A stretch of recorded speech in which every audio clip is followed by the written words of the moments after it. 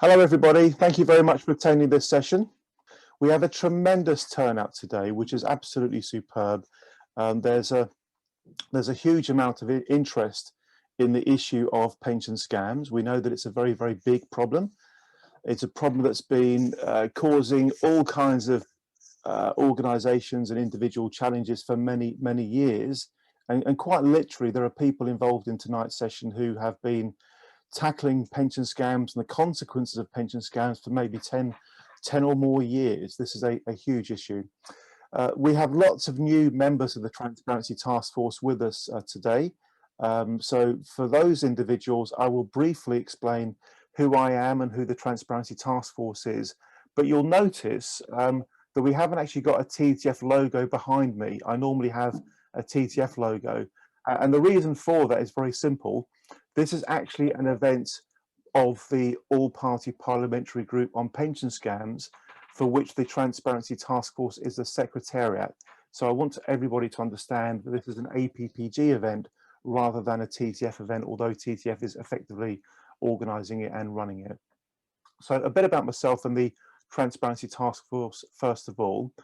The TTF is an international community of people who have an interest in helping to reform the way the financial system works.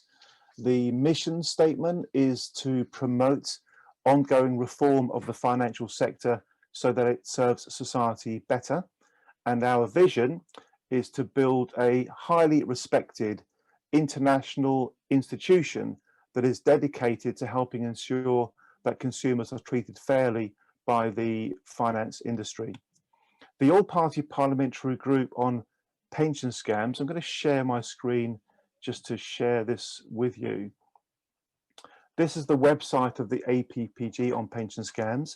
And APPG, if you don't know, is where parliamentarians decide to work together on a particular topic. There are many, many, many different all-party parliamentary groups, and the All-Party Parliamentary Group for Pension Scams was formed last year. The Transparency Task Force got it off the ground, and we're very pleased to have done that. There's a lovely collection of parliamentarians involved with the All-Party Parliamentary Group. Bob Blackman, who'll be speaking shortly, is the chairman of the APPG. We have Nick Smith, who's a Labour MP, Lord Kirkhope. We have Rob Roberts, who's a Conservative MP, Stephen Timms MP, who's a Labour MP, but also the chair of the Work and Pensions Select Committee. I'll come back to Stephen in a moment. Emma Hardy, another Labour MP. We have Yvonne Favag, another Labour MP, Lord Harris of Haringey, Martin Day, who's with the SNP. We also have Jack Dromey with Labour, he's the Shadow Minister, Baroness Wheatcroft, Aaron Bell, who's a Conservative MP, plus others here, Chris Elmsmore, Labour, Bell Ribeiro Addy, who's Labour, Patricia Gibson, who's SNP, and Henry Smith, Conservative, Sammy Wilson, DUP, Ruth Jones, Labour. So there really is a pretty full cluster of parliamentarians who have an interest in this topic of pension scams. And frankly, it doesn't surprise me that the pension scam problem in the UK has grown to become such an issue that it's quite likely that most, if not every single parliamentarian, sorry, every single MP in the country has constituents who've been affected by the pension scams problem in one way or another.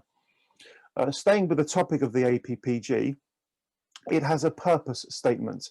So when an all-party parliamentary group is formed, there's a requirement that it clearly defines what it's all about, and that is reflected in what's called a purpose statement, which I'll read out to you because it's quite small. The purpose statement of the All-Party Parliamentary Group on Pension Scams is to be a forum through which parliamentarians and other stakeholders can work together to better protect the public from the perils of pension scams and secondary scammers, give scam victims a representative collective voice, signpost victims to support, and facilitate the development of preventative and supportive policy initiatives.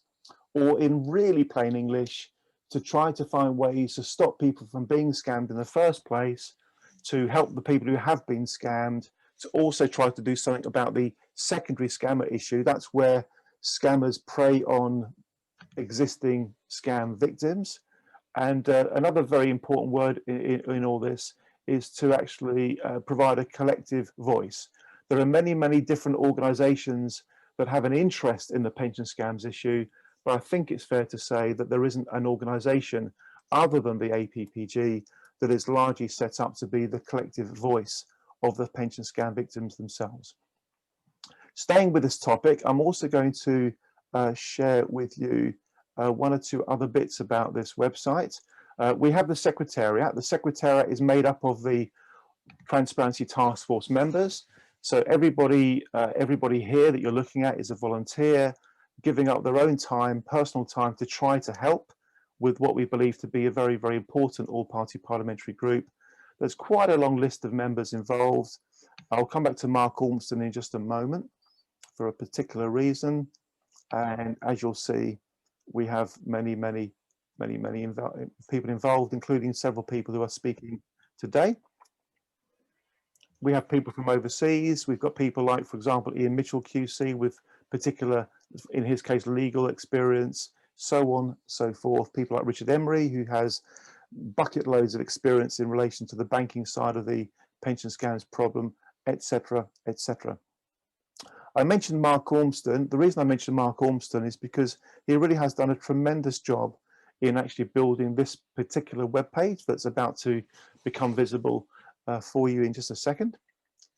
And this is our resources page. It takes a while to load because it's got quite a bit on it. The very simple idea is to try to create a place where everything and anything that might be useful to people who have an interest in the pension scams problem can go to it, access the information. What you're looking at there, in case you're wondering, is a song called 50 Ways to Lose Your Pension. It's quite entertaining, as well as actually carrying a very, very important message. So we're really pleased that there's been widespread support for this initiative in relation to people finding ways to work together to help to alleviate the pension scams problem. So I think that's pretty much everything I ought to say about the APPG, other than the fact that it's working hard. You know, there's quite a bit of work going on behind the scenes to try to make sure that everybody that wants to play a part in helping to resolve this problem does so.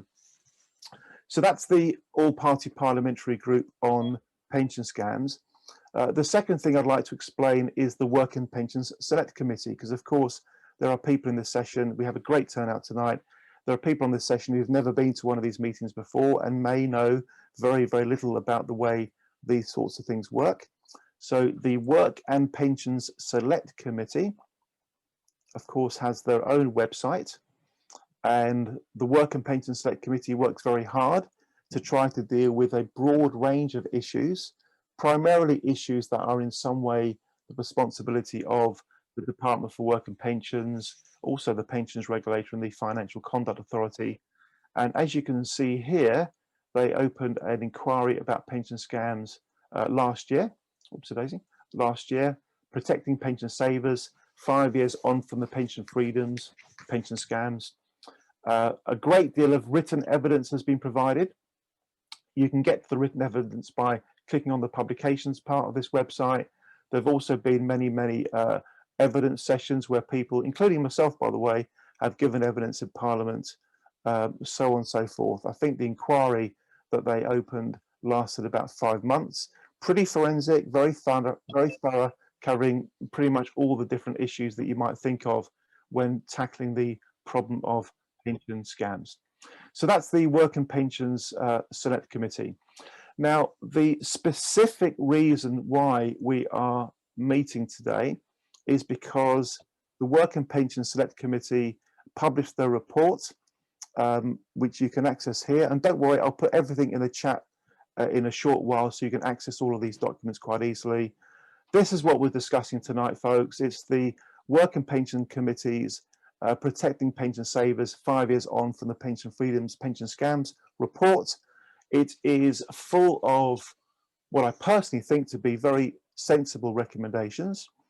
And the all-party parliamentary group on pension scams has basically taken the view that it likes the idea of supporting this report and trying to get as many of these recommendations turned into actual regulation, procedure, law as possible. I do hope that that sets the scene for what we're going to be discussing tonight. We have a range of speakers, parliamentarians rather, pension scam victims, commentators, etc.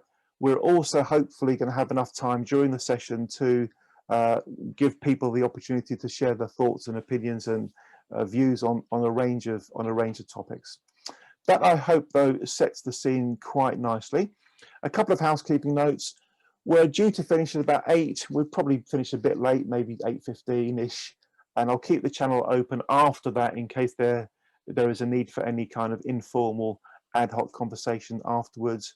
The order of the speakers, if all goes to plan, sometimes it does and sometimes it doesn't, but if all goes to plan, will be Bob Blackman MP, then Sue Flood, then Diane Bentley, then Baron or Lord Seeker, Stephen Timms MP, Yvonne Favag MP, Mark Tabor, then Tommy Burns. And during the course of the session, we'll try to, as I mentioned earlier, create the opportunity for a bit of conversation and dialogue as well. Final bits of housekeeping from me before we pass over to Bob Blackman.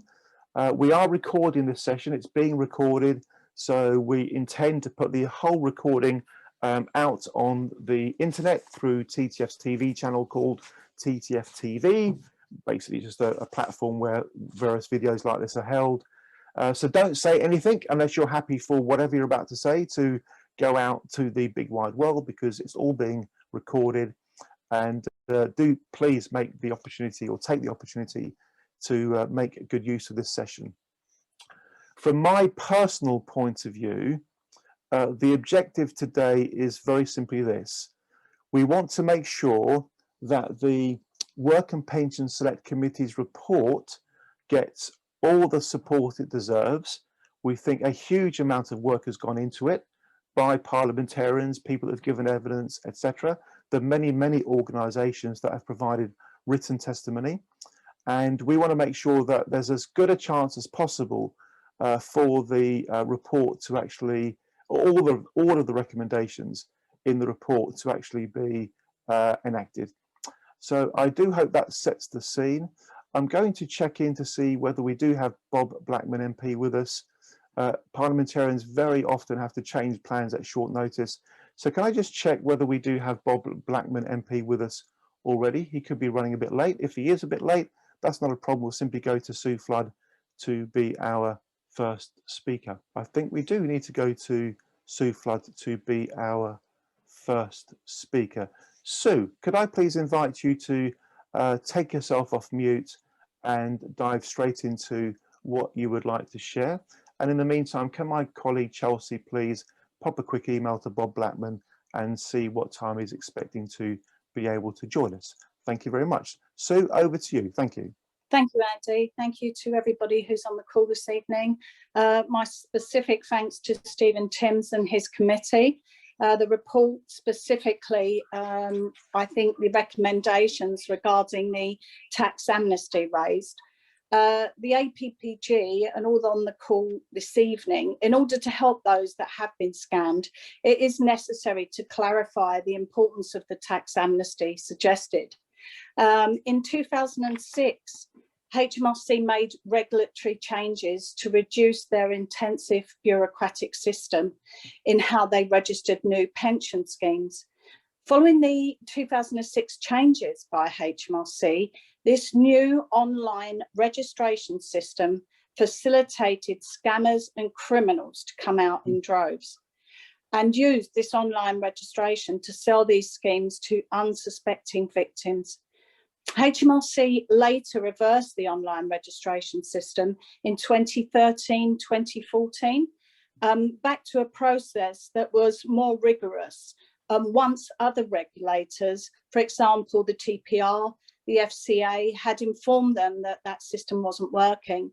However, HMRC returning to that rigorous system did not help the victims with the losses and the huge tax bills they faced.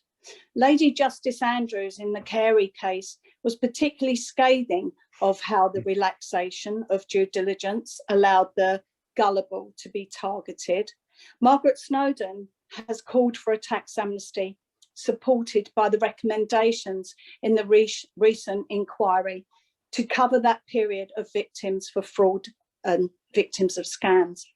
These recommendations currently sit with Rishi Sunak and must be addressed, as it's creating terrible anguish for victims and their financial future, and will add a great cost to our society if this is not resolved. I personally do not agree with Lady Justice Andrews in that no amount of education would have stopped victims who are perceived to be greedy, gullible, or desperate, where a flawed system existed. My view, if education was the answer to stop all fraud, scammers then would not need the police force or indeed a judicial system. I'd like to just briefly touch, I know Bob's not on the call, but jurisdiction is another matter of huge concern. And to do that, I have to explain my case as an example. I used in 2010 AES International, a large, well-known UK registered and regulated financial conduct. They were regulated with the Financial Conduct Authority, which was then the FSA. AES failed to ensure that their employees and representatives acting on their behalf adhered to the regulation and principles in place by their regulator, the FCA, the FSA, including the third parties they used in order to process the financial transactions.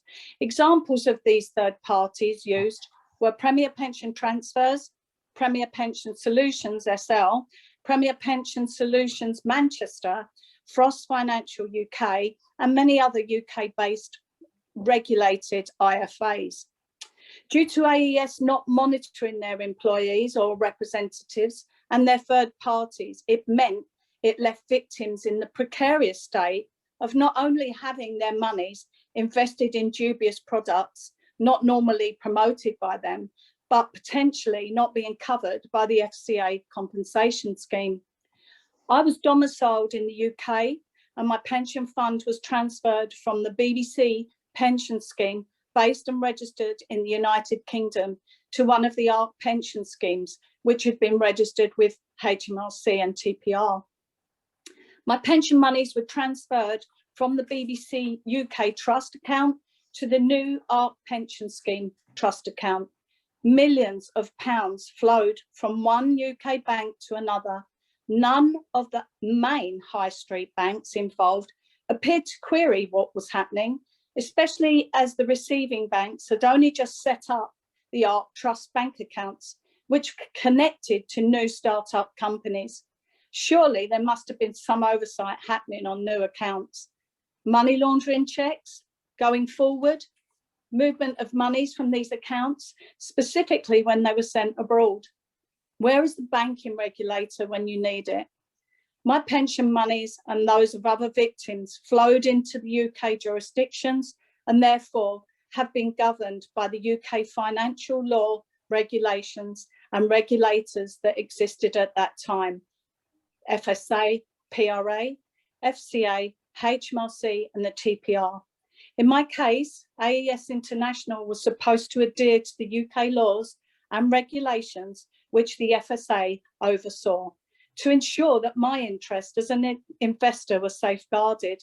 However, the way in which they promoted themselves as a regulated financial company under the auspice of the FCA banner suggested they were a gold-plated company with a high reputation as a company of probability, conducting thorough due diligence on funds, and that AES advised clients to invest in thereby adding that element of assurance on the investment products. Their good practices would be devolved throughout the company. In other words, AES modus operandi and reputation were strong marketing messages. In addition, Stephen Ward and AES conducted roadshows throughout the UK to IFAs and to investors, giving assurance of the fund's provenance. This also provided Stephen Ward with a greater assurance of legitimacy under the AES tied agency agreement. They did not conduct proper and regular due diligence checks on their third parties to ensure they were licensed and authorised to carry out the activities they were undertaking. Despite myself and the TPR reporting AES to the FSA, FCA on more than one occasion since 2011, 2012, it appeared no action was taken by the FCA. No explanation from them has been forthcoming, and nor does it appear that the unauthorised team of the FCA investigate or deal with those entities carrying out unauthorised business. Thank you very much for listening. So thank you very much indeed for sharing your account. It's an account some of us have heard on a few occasions because. Sorry about that. No. On the contrary, I'm making the point that it's a case that's so full of learning points in terms of how the system can completely fail to protect the consumer, and frankly, how the system seems quite unable to treat consumers fairly once they've been scammed. I know it's not exactly the same thing, but I know it's not. But basically, there are many people in the UK who, as well as suffering the heartbreak and the financial loss and the emotional consequences of becoming a scam victim, also get treated by HMRC as if they've deliberately done something wrong to cheat the tax system. Imagine getting burgled. Yeah, imagine getting burgled, i.e. becoming the victim of crime, which is what we are talking about here. You know, we're not talking about people who've just simply been adventurous with tax planning. We're talking about people who've been duped into, through fraudulent activity, duped into transferring their pension scheme. Imagine being burgled, i.e. being the victim of that kind of crime, and then receiving a bill from the taxman after you've been burgled because you were burgled. That's kind of the point we're trying to make here.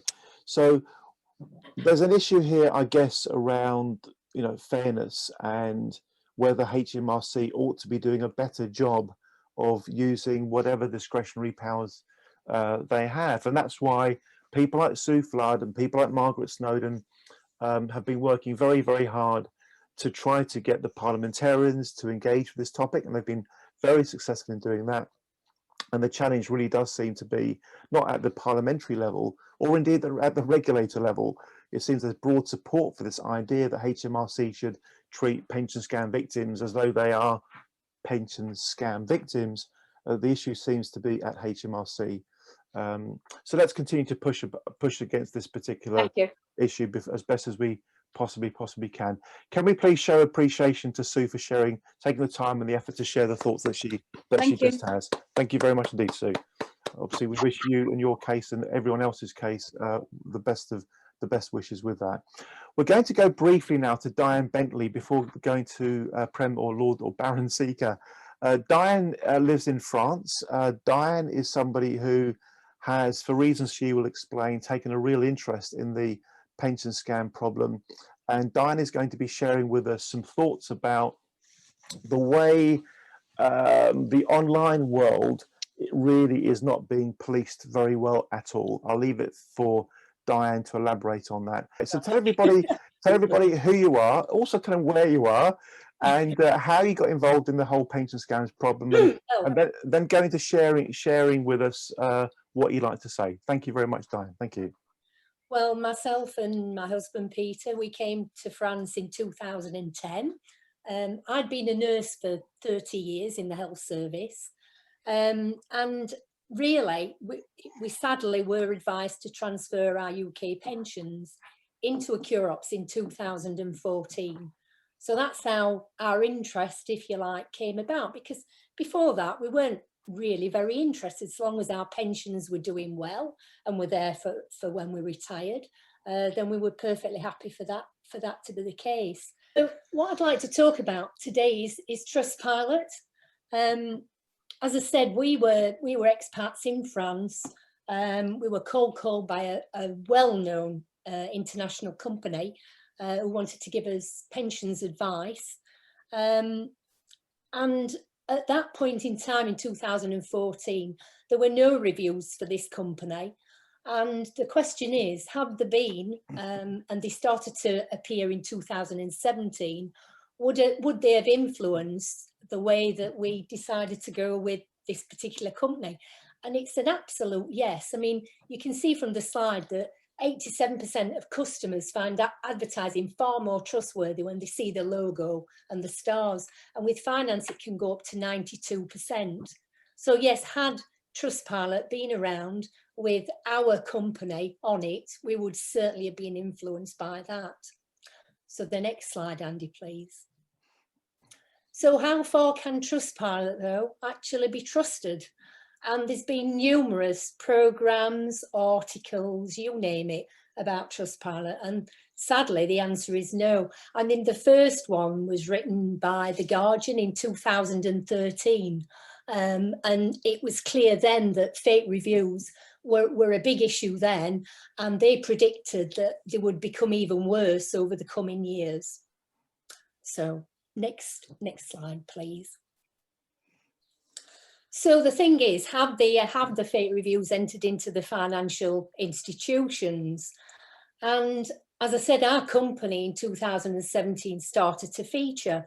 So I was very interested to see what the reviews were like about the company. I'm calling them Company X because they're an extremely aggressive company. I've already had 2 legal letters because they don't like my website that I've got. And so that's why I'm calling them Company X. The reviews were just damning in 2017. Confidence tricksters, scammers, con artists featured very heavily within the reviews. And we would have concurred at that point that we felt exactly the same way. But then funnily enough, by mid-2020, everything had changed. Next slide, Andy, please. So if you look if you Google on the website, you can actually get lots of advice over what a fake review looks like. And the reviews had just changed beyond all recognition. And all of a sudden, consumer confidence in Company X was now 5 stars. It was unbelievable, the change and the speed of the change as well. Most of the reviewers were reviewing for the first time. And they were flooding the site in batches. You know, there would be 3 or 4 on one day, and then there'd be a gap, and then another 2 or 3 on the following day. But the main thing is the level of detail and the complimentary adjectives, particularly about their individual advisors, went above and beyond, I think, that most people would have written about any company, let alone this particular one. What happened next? Well, I made a complaint to Trustpilot in December 2020, and it was a very positive response. And they said how seriously that they took, you know, the issue of fake reviews, and that they were actually trying to combat it and enhancing their fraud detection software. So it all sounded really good. But when I had a look in mid-January 2021, absolutely no change at all. The reviews were exactly the same as what they'd been before. So this time I actually used their whistleblowing policy and reported the matter for a second time. So if you can put the next slide, Andy, now, thank you. So again, so after the whistleblowing, I had a look in March 2021, and in actual fact, there had been a massive change. But the change was that instead of it being single reviewers, the people that were reviewing the company now had left multiple reviews for different companies on the review sites. Anywhere between 2 and 120 reviews had been made per individual. Now that made it quite interesting then, because I could actually look at their buying habits and see whether these people, you know, looked as though they were authentic. So next slide, Andy, thank you. So I looked at 20 of them, and I've just pulled a couple out just for your interest, but the first one was a Mr. X from the UK. And I won't go through them all with you, but I mean, there were some sites that it was buying off that I couldn't actually get onto. My computer system wouldn't allow it. It said it was a security risk. It reviewed one company in fluent Italian, and then for another company, he writes in Danish. So he's an extremely talented guy, this man. He uses a service to help him emigrate to Canada. He applied for visas to travel to France and Spain. Now, there's no way that anyone in the UK would dream of applying for a visa to Europe. So that was a real, you know, quite an easy one to pick out. He only leaves one negative review in all the ones that he's made, and it's probably a competitor to Company X that he's left it on. And then he uses a removal firm to move to the USA, to move house. He's 5-star, happy with the service. And he enters a survey and gets paid in dollars for participating. So, you know, it's quite a checkered buying history from this man. So then the other one, I'll just give you the next slide, Andy, please, is Mrs. B from, well, Ms. B from the UK. And there was an alarming number of companies that she actually used that she shared with Mr. X. All of them were scored 4 or 5 stars. 5 of the companies responded to her and thanked her for her reviews, and they all called her Tom. She gets a bachelor degree with one educational company, but failed an exam with another and was given a free resit. She gave one company 5 stars, and yet every other reviewer reported that the company was atrocious. But then the last one is just so lovely. She holidays in Guatemala. She lost her job to COVID. She owns a pub in England called the White Horse Inn. She's still a student and she gets discount vouchers. So that's Ms. B from the UK. Next slide, Andy. Thank you. So then it brought the question, well, are companies actually being registered to specifically make these fake reviews look more credible? And as I said before, some of the companies can't be accessed at all or are identified as a security risk. Some of the company's website actually directs the customer to a completely different company. And many of the companies don't give proper contact details on the site, nor is there any relevant product information except to ask for personal details. And I found out that it actually costs $9.98 to register a new company. It's nothing at all. And these reviewers, if you were to go on Facebook and type in fake reviews, there's a number of companies that are offering the writing service. And, you know, to pay $9.98 for a fake company as well, it's nothing. And especially when they're shared, as I said, Ms. B and Mr. X did have the similar buying habits and did use the same companies. So next slide, please, Andy, thank you. So in conclusion, I think even without the Trustpilot's incredibly good integrity team and their state-of-the-art fraud detection systems, I would say that Company X has got an awful lot of fake reviews on it. And the sheer number of them that are on the site would suggest that they're being produced by an outside source. And so many of them are being made as well, that mistakes are being made. You don't need a fraud detection system to be able to pick up mistakes like that. I think that it looks as though companies are possibly being registered to give fake reviewers some credibility. And I've also looked at another 3 international financial institutions, and I would say that they are using similar tactics to Company X as well. It's quite disturbing, really, to see, you know, financial institutions that I know very well are misleading people into purchasing products that aren't suitable for them. It's just a travesty that they're actually doing this on Trustpilot. And just to say that I think Trustpilot are contributing to the cause of these companies who missell them. And finally, I've sent a report to the Competition and the Markets Authority in the hope that formal investigations are undertaken.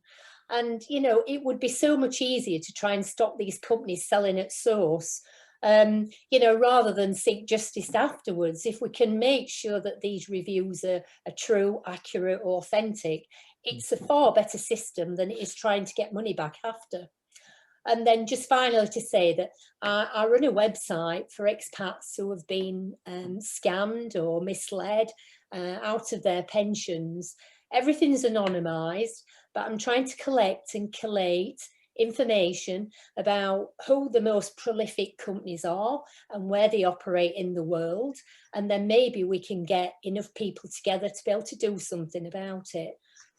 So please, if you get time, if you might have a little look at it. That's it, Andy. Thank you very much. Diane, that really was wonderful. What a clear and interesting explanation of what you've encountered in Well, relation to Trustpilot. That was excellent, and I know that many of us are aware that a big part of the problem we've got is that the internet is not being properly policed or governed or checked or verified at all. And despite best efforts by various parliamentarians and others to get the online harms bill to include pension scams and fraud, that doesn't seem to be the direction of travel the government wants to go in right now.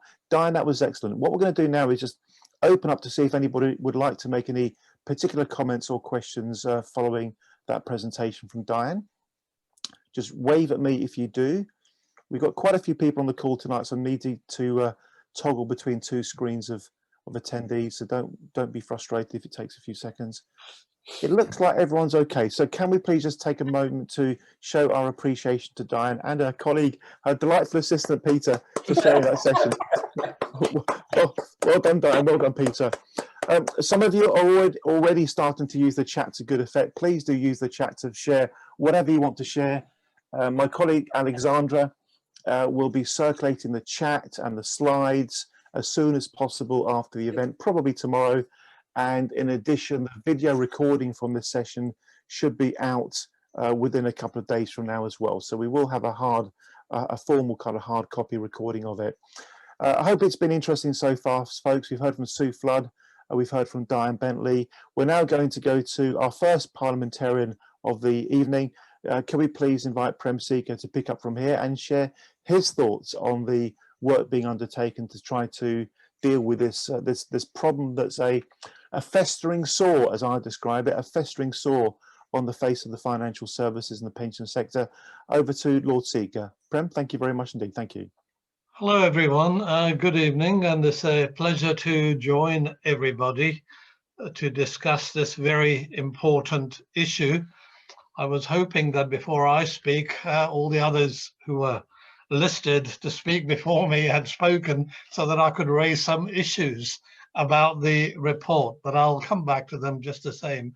First, I'd like to thank Sue Flood and Diane Bentley for their very lucid presentation, which is also very horrifying to see how one set of human beings can do these things to others, especially innocent people.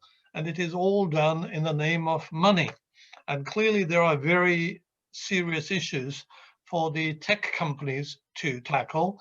That includes not only Trustpilot, but Google and others too, and also issues for the Competition and Market Authority, as Diane pointed out.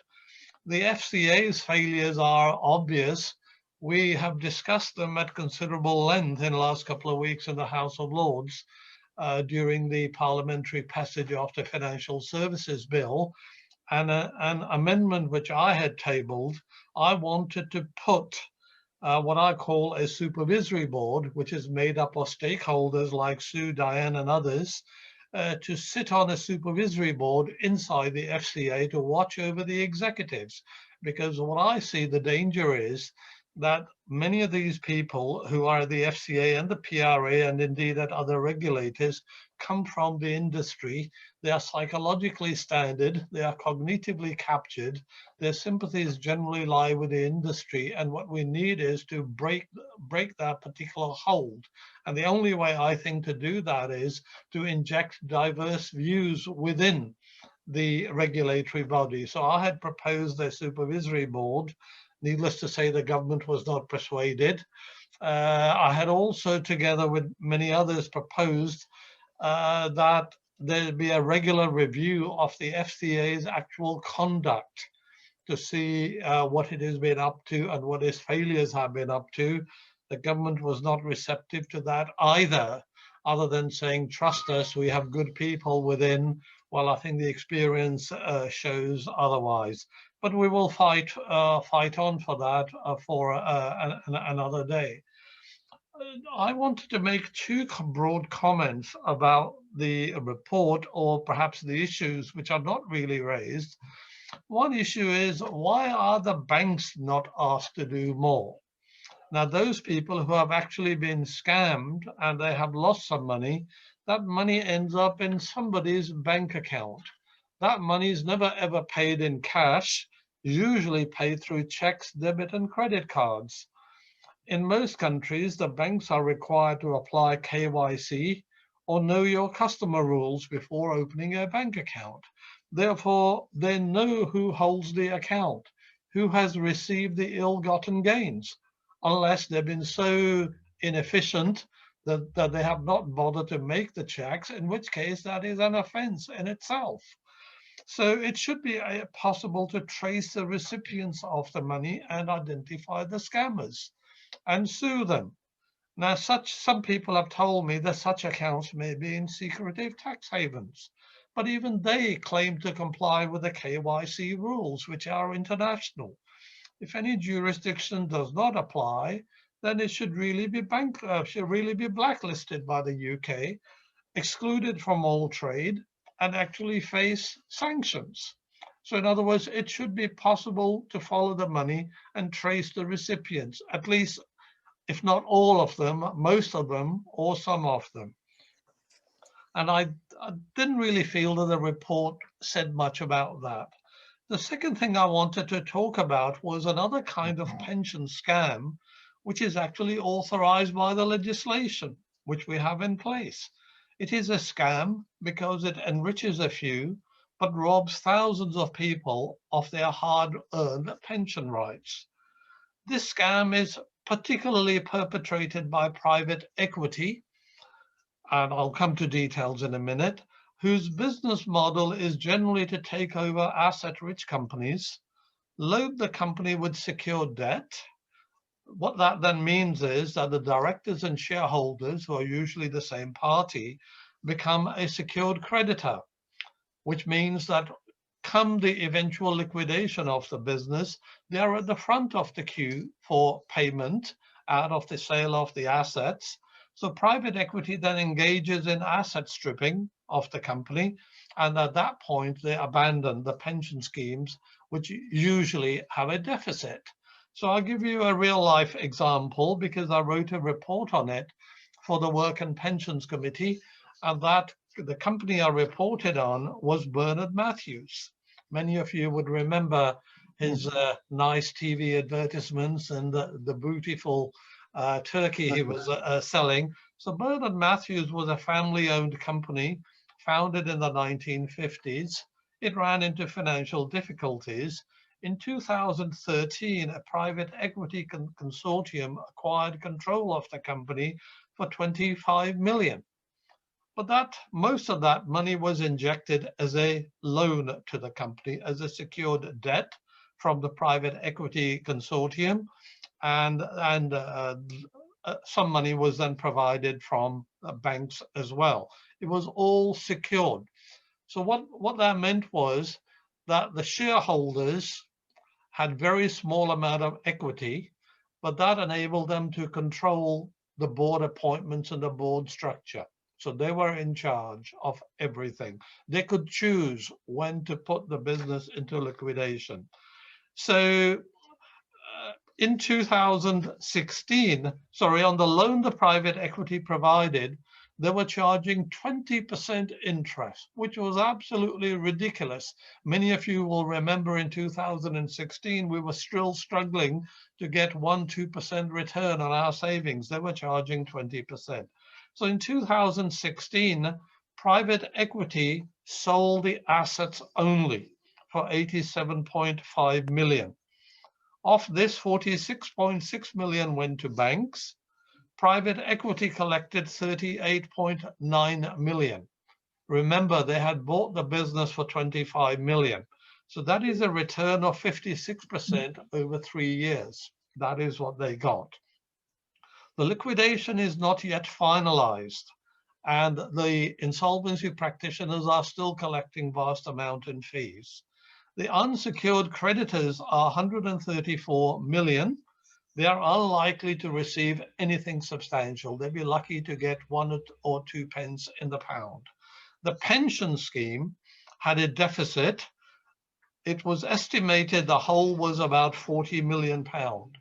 The pension scheme had to be rescued by the Pension Protection Fund, And as we know, the limit, there is a limit on that. Such bailouts are really restricted to 90% of the deficit, which meant that most pension scheme members would lose some of their pension rights. Whether they are age 50, 60, 70, 80, they would definitely lose some of their pension rights. Some may lose much more because there is an upper limit. I think off the top of my head, I think the maximum pension I think you can get is about 35 or 36,000, something like that. So some people would lose far more. So almost all current and past employees of the Bernard Matthews pension scheme lost their right. So I then spoke to the then chair of the House of Commons Work and Pensions Committee, who was Frank Fields. And I said, Frank, you really got to write to the new owners and say, why on earth did you not buy the whole business? And thereby you could have saved all this pain to pension scheme members. So the committee then formally wrote to the buyer, which is a company, which is an entity known as Boparan Private Office, and asked why did it not buy the whole of Bernard Matthews. They wrote back and they said they had offered to buy the whole entity, including the pension scheme and everything. But obviously because pension scheme had a deficit, that meant that they offered a lower amount. But the owners of Bernard Matthews rejected that offer. Okay, they simply sold the assets only, dumped the pension scheme liability and all the other creditors as well. In other words, they were focused upon maximizing the return to themselves. Bernard Matthews is not the only place where this has happened. Debenhams is another candidate. Okay, I have not yet looked at its numbers. So it is happening all over the place. So if we want to stop that scam, we got to change the law. And at the moment, we have a terrible problem. So you, I, and many others are members of pension schemes, and there are millions of other people out there. We can't diversify the investment of our human labor. It is of necessity only in one place. We can't store our human labor either. As we get old, there is very little opportunity to replenish a pension scheme pot if it is lost. Okay, so whereas on the other hand, the banks and private equity hold a diversified portfolio, that means they are able to manage and spread their risks. So even from a very limited risk management perspective, it makes sense to force them to absorb the risks rather than you and me and other employees. The proposal I had put, which was discussed in Parliament last year, was very straightforward, that we create a new category of priority creditor. That is people who cannot manage their risks, and employees are in that category. And those creditors, employees, need to be paid first. That means that pension scheme members would need to be paid first before banks or any other secured creditors can lay their hand on any money from a bankrupt business. Oh. That is how we can stop these scams. But that amendment didn't really get anywhere because the government was not very keen on it.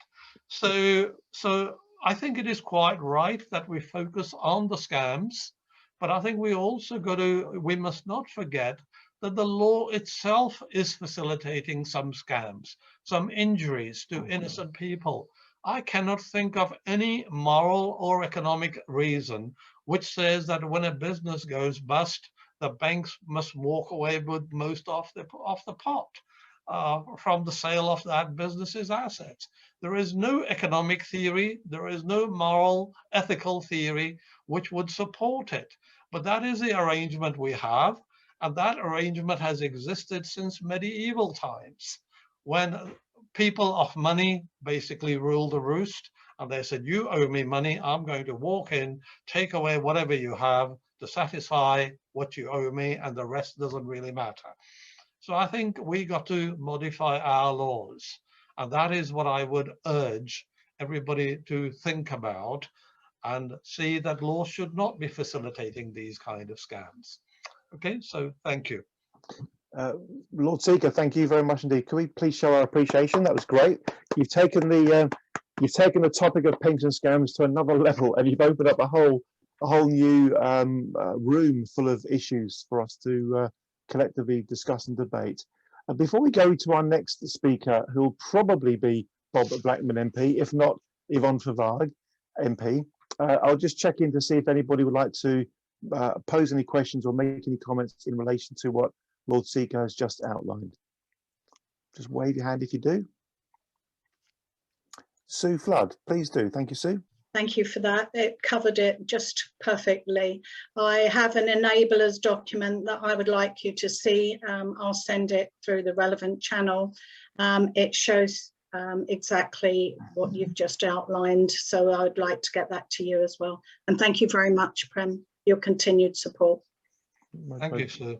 Most certainly. Thank you very much indeed, Sue. Anybody else before we move on?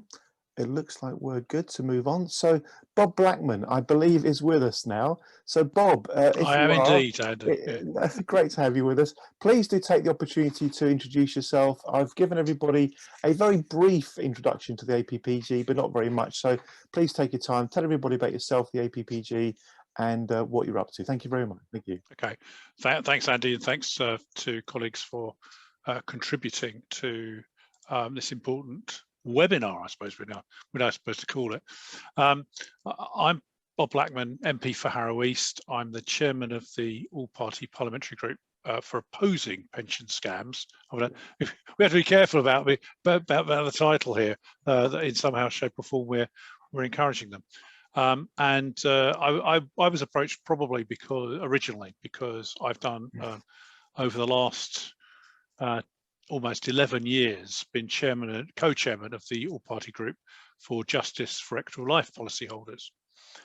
For those of you that don't know, Equitable Life was the biggest scandal and scam of all time in terms of pensions, which emanated basically from Equitable Life overselling their product with and promoting returns that were unsustainable in the long term. Whilst all the money was coming in, then they could offer these outrageous improvements to people's pension funds.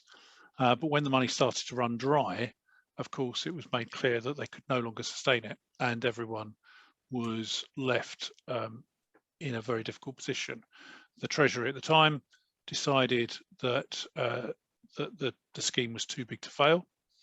The regulator had connived with both the Treasury and Equitable Life, the company, basically to rob the pension holders of their funds, and it took the pressure from the victims through the courts, through the Parliamentary Ombudsman, eventually to get a report issued by the Parliamentary Ombudsman making clear that this was maladministration in the most extreme case, and that all the victims should be put back in the position they would have been in had they had the returns that they would have expected, or at least comparable with the rest of the industry.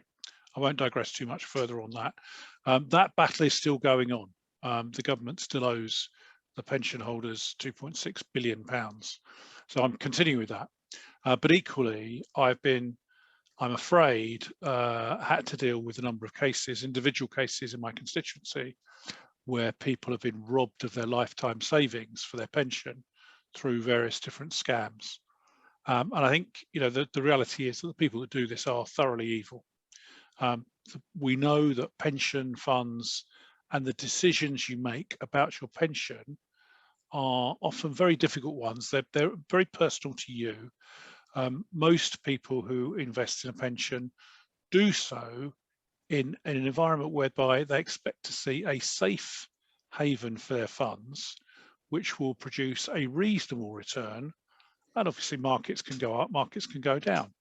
But low risk investments basically that will provide a long-term pension in old age. So I think that's what most people do. Regrettably, there is an awful lot of people out there who are either they're either really evil criminals out to literally rob people of their lifetime savings, or they're just incompetent and they're not very good at their jobs. Either way, the risk is for an individual to take a decision on where to invest your lifetime savings is very challenging, I think. And one of the things I think is very important in these discussions that we're having is to understand that actually often people need professional advice in order to make sure they're getting the right sort of returns. That opens the door, I'm afraid, to the criminals and the incompetents. And that is it's one of the biggest risks, I think, that our savings industry faces overall. We all want people to invest in their pensions. We want people to make arrangements for their later life. But the reality is that if you're running the risk that your funds that you've put by can be either evaporate because of bad decision making by the fund holders, or alternatively by criminals, then it makes it very difficult indeed. So it's one of the reasons why I've got involved in this, because unfortunately I've had to deal with a large number of cases in my constituency where people literally have seen their lifetime savings disappear through bad decision making, arguably on their part for the people they've used to give them advice and to deal with their funds, but more importantly on the way that people have scammed them. And I think it's important. I joined when the last presentation was being made. I think it's important that we don't allow a position whereby unscrupulous people can buy companies, raid the pension fund, rob the workforce of their lifetime savings, and then sell off bits of the company and so on.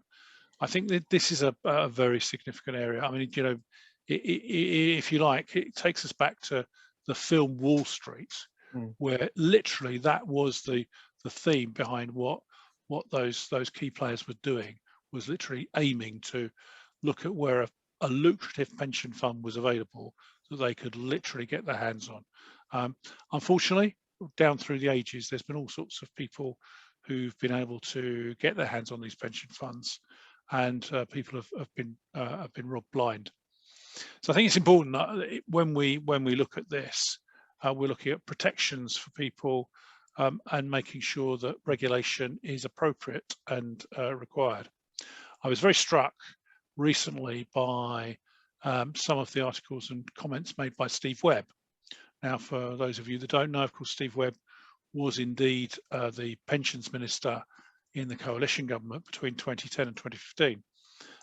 Someone I've got a lot of respect for because he seemed to have great knowledge of the industry, great knowledge of the arrangements, and indeed was trying to enable the system to work as best it could for the individual. But I think his remarks about being shocked about the scams, shocked about the deregulation, shocked about what's happened subsequently, I think demonstrates the need for action on everyone's part. So I'll stop there, Andy, and say I'm pleased to be with you. And if there are any points or questions that I can help with, then obviously I will seek to assist. Bob, thank you very, very much indeed. Thank you, Bob. I know from the previous conversations we've had that if we kind of plan ahead here, I'm just going to share my screen once again. So desktop, I think it's going to go there. So the committee, the Work and Pension Select Committee's report was published on 28th of March.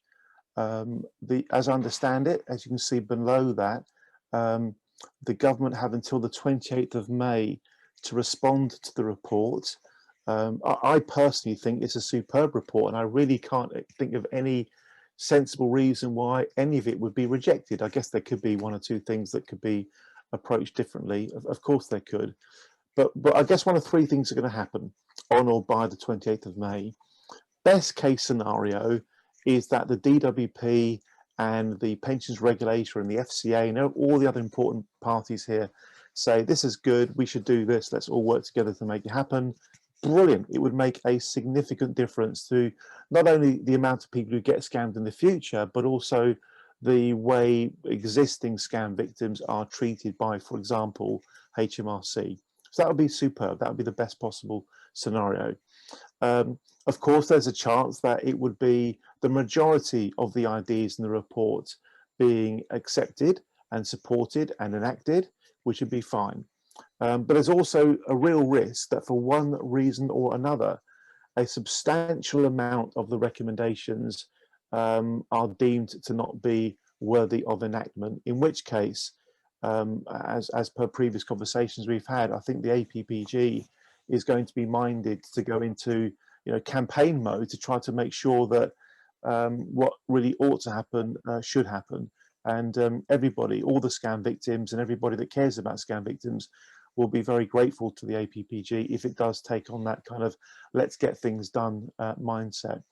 I'll throw it open to questions and comments to see if there's anything that anybody would like to say in response to what Bob has said before we then go to Yvonne, then to Mark Tabor, and then to Stephen Timms, who I'm very pleased to say has just joined us. Does anybody have anything that they would like to say? If not, I know that Sue Flood is keen to say something else again. Sue, please go for it. You've been, and then we'll go to Mark Bishop, who's also got his hand up. Thank you, Sue. Go to you. Hi, Bob. Unfortunately, you missed my presentation, which explained about the FAUD system that was running between 2006 onwards with the regulatory change of the bureaucratic system at that point. So I hope that you'll get to catch up on that presentation. Additionally, in my particular case, I used fully regulated FCA, FSA then advisors, and it wasn't a bad decision.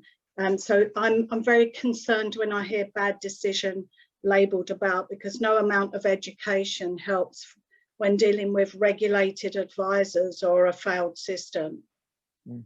Thanks, thank you, Sue. And we'll go to Mark Bishop. Mark, please share your thought. Thank you. Okay, so I have a question for Bob Blackman. It's been disappointing that some very good amendments to the Financial Services Bill have been rejected by the government, which might suggest that the Treasury still has significant influence over policy, perhaps also that the corporatist wing of the Conservative Party, which is not, which is my party, but it's certainly not my wing, is not yet fully defeated. I wonder whether there are other approaches that we might consider if some of the brilliant proposals in the Work and Pensions Committee report are rejected. For example, could we consider going to judicial review? Well, just to answer both of those, actually. So I was making clear, of course, if you use someone who is properly regulated as your supplier, that's not a bad decision. I mean, I just want to be clear on that. It may well be that person that's taken on that role is, shall we say, a poor exponent of the industry. I mean, if I could be polite, incompetent rather than criminal in that respect. Yeah, allegedly yeah, criminal. Yeah, I understand. Mark, in terms of what you're saying, I'm not familiar exactly with the exact details of what the amendments that have been made in the House of Lords. Obviously, there was a substantial amount of debate in the House of Commons on the Financial Services Bill, and indeed the government will bring those back. I'm not sure the exact. It's going to be this week sometime. I'm not sure which day it is that those amendments are going to be debated. I suspect, the government have to come up with an answer as to why they reject specific proposals. This, I think, might be something that we're going to need a longer campaign to convince the Treasury of the wisdom of any proposed amendments going forward. It is a challenge. I mean, any dealings with the Treasury are challenging, to put it mildly. Treasury officials are very, very conservative with a small c on any dealings. Now, the report of the Work and Pensions Committee, which obviously we're discussing tonight, and I know the chairman is I think on the call or just about to speak, and I'll listen to what he's got to say, I think, with great detail. I've had a quick glance through the report. I haven't read it in great detail. The issue will be one of why the government is rejecting if the government rejects what the Work and Pensions Committee say, then it'll be a case then of saying, well, why is the government rejecting this from the committee? I suspect, they will have to come up with reasons. So as everyone is clear, the government does not have to accept a report from a select committee. It has to it does have to answer the report though. That's the requirement.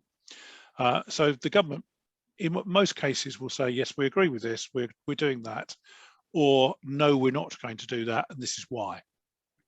And I think the committee will look at and examine what the government agreed to do and what the government decides it won't do. A lot of what will be driven, I suspect, will be on financial grounds. That will be a key aspect of how much it costs the Treasury to do. And the other issue, which is always important, is the long-term impact of a decision that it makes on other areas of government policy. That's always a key. Is it setting a precedent for something else, which we're constantly having battles over in terms of that. Now, you asked me if could someone go to judicial review?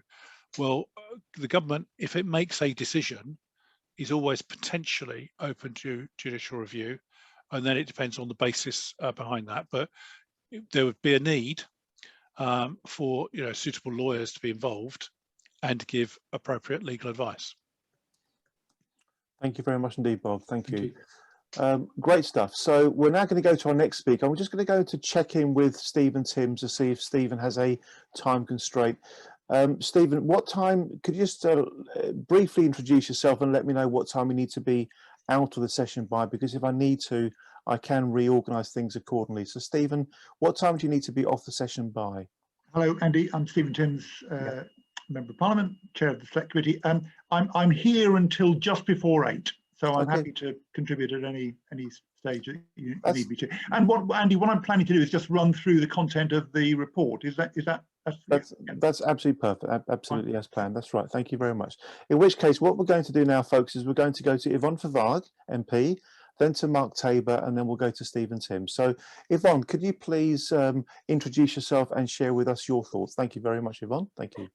Well, thank you for inviting me, and I would like to thank Bob Blackman for all his work on the Equitable Life scandal, which I was also involved with constituents. I'm the MP for Makerfield in Wigan, and I chair the Debt and Personal Finance All-Party Group, have done for the past 11 years. I also chair the Consumer Protection Group and vice chair the Electrical Safety Group, which has got some connection to online difficulties. I won't go through the Work and Pensions report because Stephen is the expert on that and can do it so much better than I can. But the reason I get involved in these issues is because I was for 23 years a local manager of a local citizens advice bureau and saw people being scammed and treated badly throughout my time there.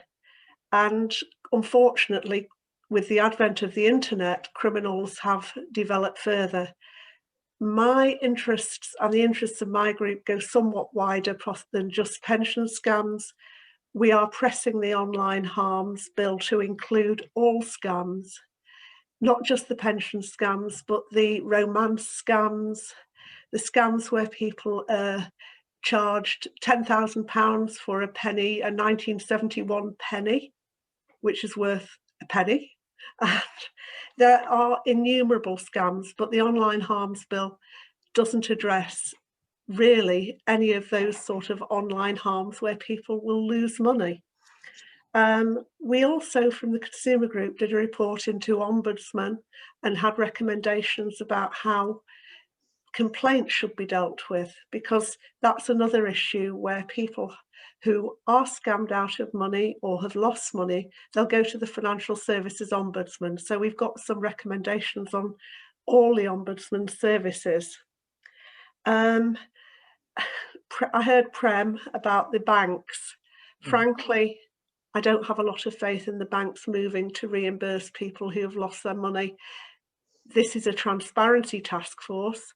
I believe the banks need to be more transparent now about the people who lose to push payment frauds as well. They don't publish any of the figures of how many people they reimburse, so you can't look at which bank you want to go to based on whether you are an innocent victim of fraud and you'll be reimbursed, or whether you will in fact be treated as the criminal. And that's completely wrong. And I did manage to get him for Diane's really interesting presentation on the Trustpilot reviews, and fake reviews are another big issue. They are Amazon, eBay, fake reviews are all over the internet. So I'd be quite interested in getting some more information from Diane, because I think it's something the Consumer Protection Group will be looking at. And certainly today, from the electrical safety point of view, we heard that Amazon, even on some of their sponsored goods, have actually been selling dangerous goods online that have 5-star reviews. So there are innumerable online harms that we need to prevent. I'm really pleased that the Pensions Scams Group is looking at this particular one because people are scammed out of a great amount of money. It's what they intend to live on when they are older and want to retire in comfort, and the immeasurable harm that's done to their mental health and to their physical health by not having the money that they thought they could live on. And the fact that they've been scammed, anyone who is scammed feels as if it's almost their fault, that they've done something, or they've not done something, or they've been obtuse or stupid. I have constituents come to me, particularly with a romance scam, who's been scammed out of over £100,000. They remortgaged their house. And she said, well, it was really my fault, wasn't it? And we have to move away from that. It's the fault of the people who are criminals who are scamming people. And I'm happy to work with this task force and with all the other places that are dealing with scams to try and stop people being taken advantage of by these evil individuals.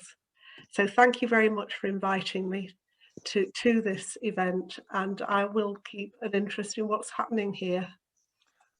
Yvonne, thank you very, very much indeed. Can we once again show our appreciation, please, to our speaker? Yvonne, that was great. Obviously, we all understand this. As well as the financial catastrophe that goes with becoming a pension scam victim, in particular, where life savings are being taken away, the emotional carnage is just beyond description. I won't go into any detail here, but just I think it was 3 or maybe 4 Tuesdays ago, on the same day, I had 2 conversations with 2 suicidal scam victims, one a pension scam victim, one not a pension scam victim. The lady, the poor soul, she felt so guilty because the money that had been stolen was money that had been set aside for her not very well daughter by her and her husband, who passed away. And she felt, the lady felt riddled with guilt because her decisions had resulted in her not very well daughter's financial security being taken away from her. It just it's sad beyond words. You couldn't describe the emotional turmoil that does come into play on these sorts of matters. Would anybody like to make a comment in following up from what Yvonne has said before we pass over to Mark Tabor? Feel free just to wave your hand at me if you wish to say something. Yes, please, Mr. Ian Beeston. Thank you very much, Ian. Hi, Andy. Yeah, just following from what you just said then about suicide. I'm sure you all recall that during the Work and Pensions Committee hearing, there was a witness from Action Fraud, and she spoke about the number of times that when they were on the phone, they had to call the police because they thought that the person on the phone was going to commit suicide. I mean, it was, I found that really, really shocking. But when you think about the number of people who actually do commit suicide, but the number of people who are suicidal, it's very, very motivating to try and do something about it, really. I think it was hundreds of people that they'd had to call the police for. Yeah, it's a big problem. It really is. And we're involved with an organisation called Violation Tracker, and one of the people there has a friend in the States who basically they man a fraud victim suicide hotline, basically, just to literally try to talk people out of topping themselves. And unfortunately, maybe we need something like that. It's a big issue. It really is a big issue. Anybody else for anything else before we move on to Mr. Ian Neal? Yes, please, Ian. Please introduce yourself, Ian, and make your point. Thank you. I'm Ian Neal.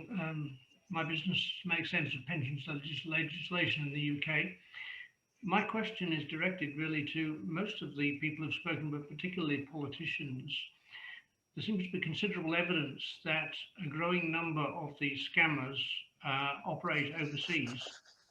And it seems to be a subject which has been delicately stepped around and avoided by not just the regulators, but indeed anybody who is in a position of influence, including politicians.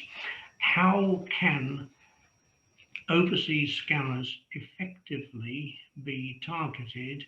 And I'd particularly like to know from politicians whether they think that the difficulty has been considerably increased as a result of Brexit.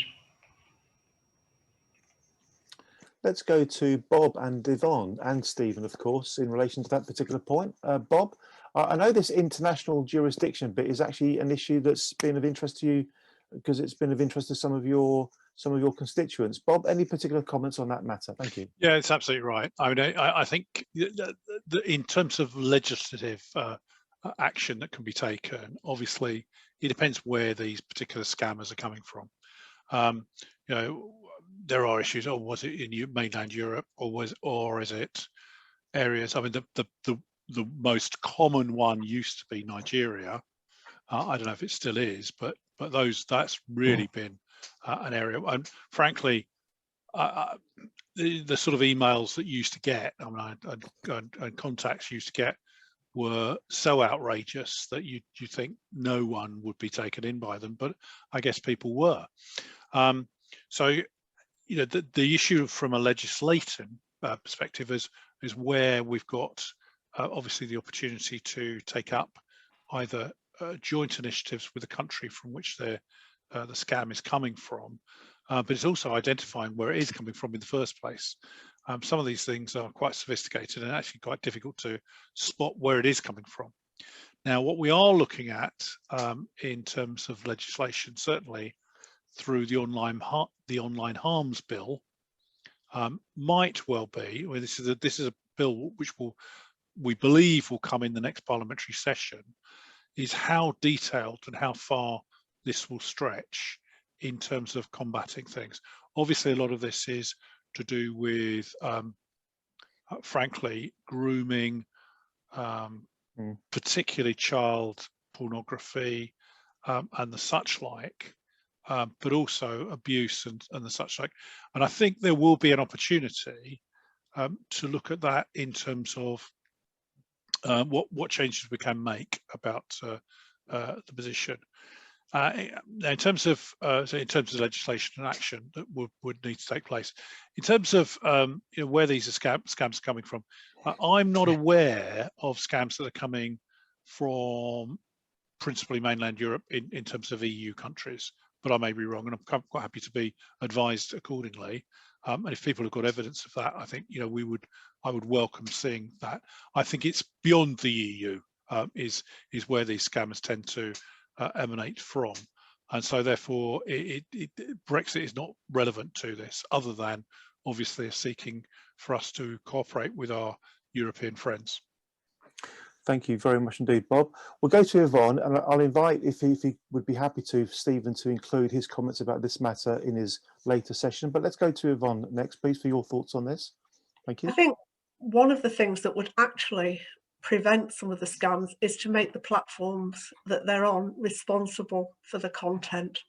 And Facebook and Google all need to be told that immediately that there is a scam reported, they need to take it down. I heard an incident only today where somebody had been scammed by an ad. They'd clicked on an ad in Facebook and they'd reported it to Facebook 2 weeks ago. It's still there.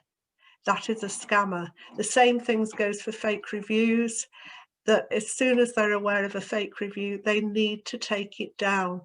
The platforms, eBay, the Google, Facebook, Amazon, they all seem to abnegate responsibility for what appears on their sites, and that should not happen. I would like to see it in the Online Harms Bill. There is quite a bit of pushback on adding things to the Online Harms Bill. We've been trying for unsafe electrical goods, and there's a lot of pushback on that. They don't want to turn it into what's generally known as a Christmas tree bill, which is a bill that you hang other bits on. They want it to be fairly focused, but we will keep pushing. And I do think having platforms take responsibility for their content will be a good start. Thank you very much indeed, Yvonne. And as I say, we'll go to Stephen for his thoughts about this in Stephen's main session. Can we now please just show our appreciation to Yvonne, and then we'll move straight on to Mark Tabor for his short speaking slot. Thank you very much indeed, Yvonne. And I can see that Prem Seeker and Gareth Morgan and others want to make points. We'll come to you in due course, but I need to manage the time a little bit tightly right now. So Mark, you are legendary in this space for the work that you're doing in relation to online scams, etc. Please do spend 10 minutes or so with us telling us what you think needs to happen to fix all this from an online perspective. Thank you very much indeed, Mark. Thank you so much to Stephen Timms and his Work and Pensions Committee for an excellent report, which I thought was really good. And also the evidence sessions themselves were really, really enlightening and provided some really good material. So my section is online financial promotions, which carries on quite nicely from what's just gone before. I've done a short presentation. Can you all see it okay? We can, Mark. Just done it on a screen share. Okay, so I'm going to kick off now. The financial promotions regime is the key gateway control to preventing scams from finding their victims. It's very well prosecuting after the event, but then you've got victims. An effective financial promotions regime will stop your own victims in the first place. Now, the majority of ads targeting key savings and investment terms are now appearing on online sites to target their victims. They use fake comparison sites, fake information sites with advertising on Google, Bing, Facebook, etc., to fish details of victims who are then sold offline using email and telephone sales. The victims usually don't realise where the initial contacts come from because it's very hard to make the link. Now, it's not a new problem. I think, it's had a lot of attention recently, but online advertising isn't new. I was first using online advertising back in the late 90s on Google, so it's not new, but it's growing. If you look, I just show here a little to show you Google Ads in 2017 there, Google Ads in 2021 there. Not a whole lot's changed. I mean, I can guarantee you all those ads are, phishing details of victims for scams. That's what's going on there.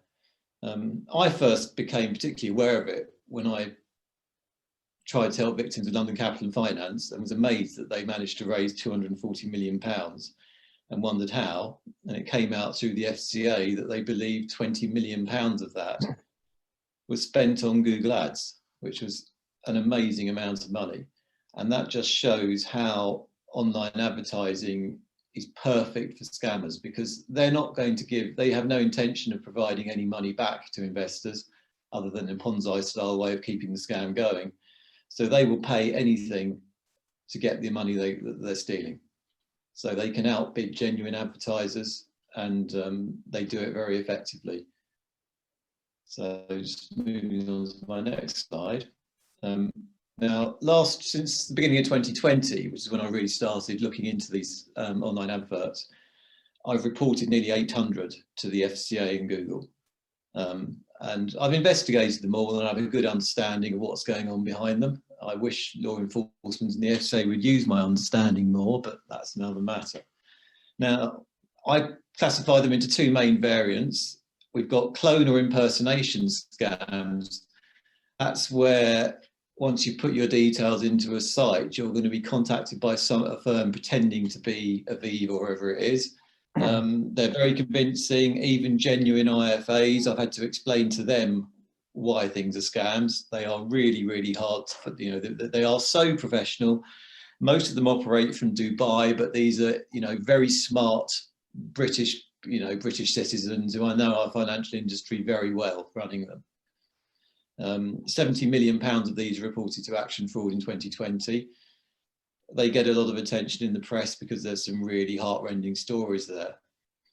The second part, which is actually bigger by a scale of about 10, because there's about 700 million of these reported to Action Fraud in 2020, are what, you know, are proper investment frauds. That'd be like a London Capital Finance type situation. You've got a genuine company, but it's got no legitimate purpose, saying it's got some business or other. Could be investing in property, providing loans to small businesses, I don't know, car parking spaces, storage spaces, whatever it is. And you know, the people who set these companies up have no intention whatsoever of paying back investors. They run them as Ponzi schemes. The money's all skimmed off by various people involved along the way.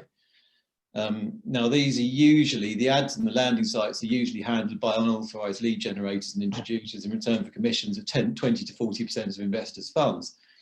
Now, it'd be quite hard to call these a fraud from the start because, you know, it's only when it collapses that people really get into it. But one thing that, you know, needs to be looked at a lot harder is this business of unauthorised lead generators and introducers, because anyone who's taking 20 to 40% of investors' funds up front, you can guarantee that whatever behind that is a fraud, because no way is that money going to come back. You know, if that's gone already, then the other 60% left is going to be skimmed off by the people running the fraud, and it's not going to come back. So anything operating in that way, to be honest, should be called out from the start and should be a fraud. So unauthorised lead generators and introducers should just be banned. Within this, you've got different flavours. You've got FCA authorised frauds. London Capital and Finance was a big one, 240 million. Recently collapsed, now being investigated by the SFO was Radex Consortium. Buy-to-let cars, that's probably about 40 million. Asset and Gold's another FCA authorised one, collapsed last year, that's another 40 million. So you've got the FCA authorised ones. You've also got things that should have been FCA authorised, but the FCA let them carry on without doing anything. These are unauthorised collective investment schemes. A couple of examples there are Park First, that was 230 million, Store First, 150 million. And then you've got these unregulated investments, you know, selling, we used to be carbon credits, these days it's been non-transferable bonds. They morph into something else next. These are facilitated by rogue FCA authorised firms and accountants. Blackmore Bonds was in the press at the weekend. That's an example of these. That was about 40 million, but I've got a list of maybe 100 of these. Another feature of these is that often the people behind them phoenix them, so they'll run one for maybe 10 million pounds, shut it down and start it up in another company. That keeps them maybe off the radar of the police and the Serious Fraud Office. And as we know as well, those behind them are often linked to recovery scams who target the victims, trying to get more money out of them. Moving on here, I mean, there's just a couple of little case studies here. The one on the left is an explanation of the sort of one I was just describing. They often involve UK organised crime behind them. I think to pick up on exactly the extent to which this is happening, there are some really nasty people behind some of these scams. The case study on the left was from a Police Foundation report, and I think Rick Muir gave some excellent evidence on this to the committee's inquiry. So that he's just running through there, you know, how you've got facilitators, which could be FCA authorised firms, solicitors, accountants. In this case, there was even a corrupt insolvency officer involved in the whole thing. And it involved money laundering as well. And that's the sort of thing you see quite a lot in some of these investment frauds that are running. And they're very much UK-based people behind them. And again, you know, they're sold in different ways. I mean, there's often a big debate about what's a pension scam. I think anything that's attempting to raid people's pensions, savings, ISAs or whatever it is, and steal them in some way should be lumped together as a pension scam here. You can see from this little example of this is an email from a boiler room trying to pump a fraudulent investment here. And you can see here they're saying suitable for SIP, SAS, crops, ISA, so they don't mind, you know, they take your money and they say, you know, it's suitable for anything. So it's not worth getting too bogged down, because the same investor, to deal with it properly, you've got to say the same investment will be sold in different ways depending on what sort of money they're after. Now, I'll just highlight here, there's two key recommendations from the Work and Pensions Committee report here, which I pulled out, which are relevant to financial promotions. The first one is about making online platforms liable for the adverts they publish. You know, it was a shock to me when I first started looking into this that they were, because traditional media are, and you know, TVs, broadcast, radio, so newspapers all have to vet the adverts they publish to make sure they're lawful. And it's been a problem in that online platforms who are charging a lot of money. I mean, Google make $100 billion a year in advertising revenues. So that's a lot more than any traditional media outlet makes. And so they're perfectly proportionate to expect them to do the work to vet that those adverts and the advertisers behind them are lawful before they publish the adverts. And the second one here, which goes a bit broader, because you know, we've got other sorts of scams. You've got some of the influencers and other things who are using social media now to persuade people to invest in Bitcoin and cryptocurrency scams and things like that. So again, you know, wrapping up maybe the romance scams and others, try and wrap all that stuff up by getting it into the online safety bill, which would be another great, you know, move. So moving on, sorry.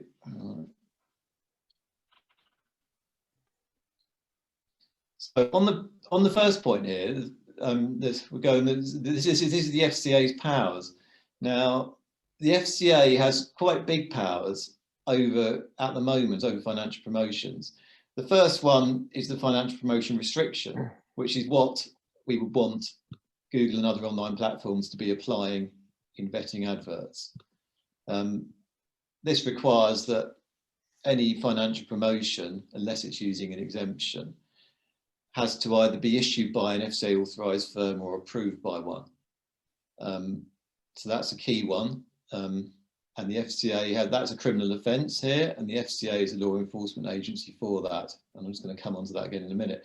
The second one is if an advert or financial promotion has been approved or is from an FCA authorised firm, the FCA still has the power under section 137S, it's called its banning power, to ban that financial promotion and to make public the fact it's done so and explain why. And that is a very important one, because you look at things like Blackmore, London Capital and Finance, Bassett and Gold, buy-to-let cars, they wouldn't have been caught by section 21 because they were approved or being issued by a FCA authorised firm. They have to be stopped at the gateway here using the banning power. So it's very important that this is looked at as well, as you know who's going to do this. And I'm just moving on here quickly. So on section 21, the restriction, the FCA is a law enforcement agency. It carries fines. There's potentially a prison sentence for breach here. Sean Bailey, as one of the Work and Pension Committee members, asked Mark Stewart, the FCA's Director of Enforcement, a question on this, because we discovered that the FCA has never prosecuted this offence.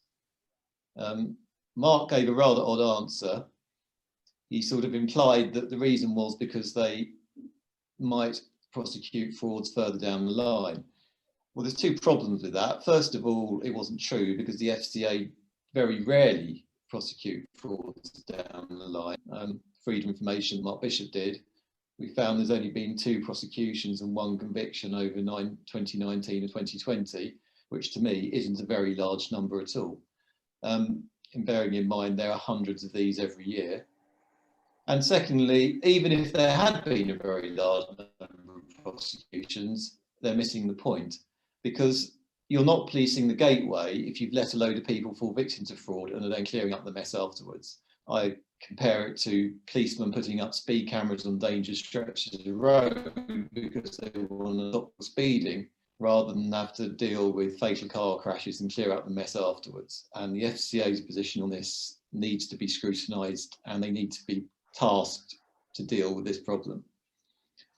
The second one, the banning power, again, so many things, including London Capital and Finance, could have been stopped if the FCA had acted on warnings about the financial promotions earlier. They just haven't used it.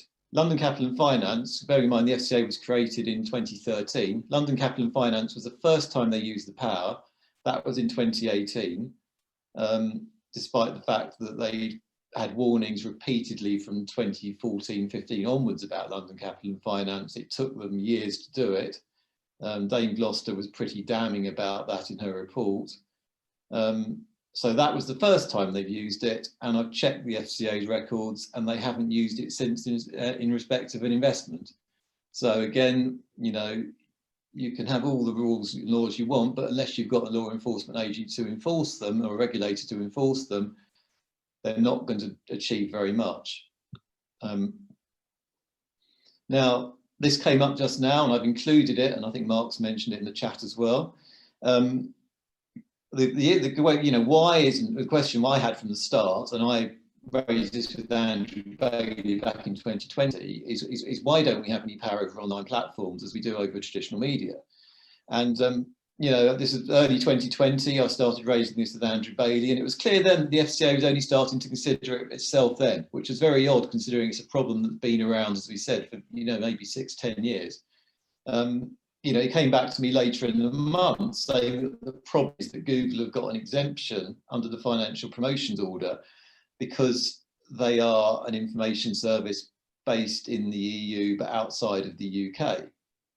And this was Andrew Bailey's answers. These are 2 emails he sent to me on the subject in early 2020. And this has been, you know, the FCA have repeated this problem. We have no power over Google and other online platforms ever since. It's been in the media, it's been in various FCA speeches. And then, lo and behold, last week, Nikhil Rathi, new FCA CEO, gave a speech. And I read through it, and I picked up on this. He's now saying that following Brexit, the exemption has been removed. So when here we are, this exemption was removed when we left the EU.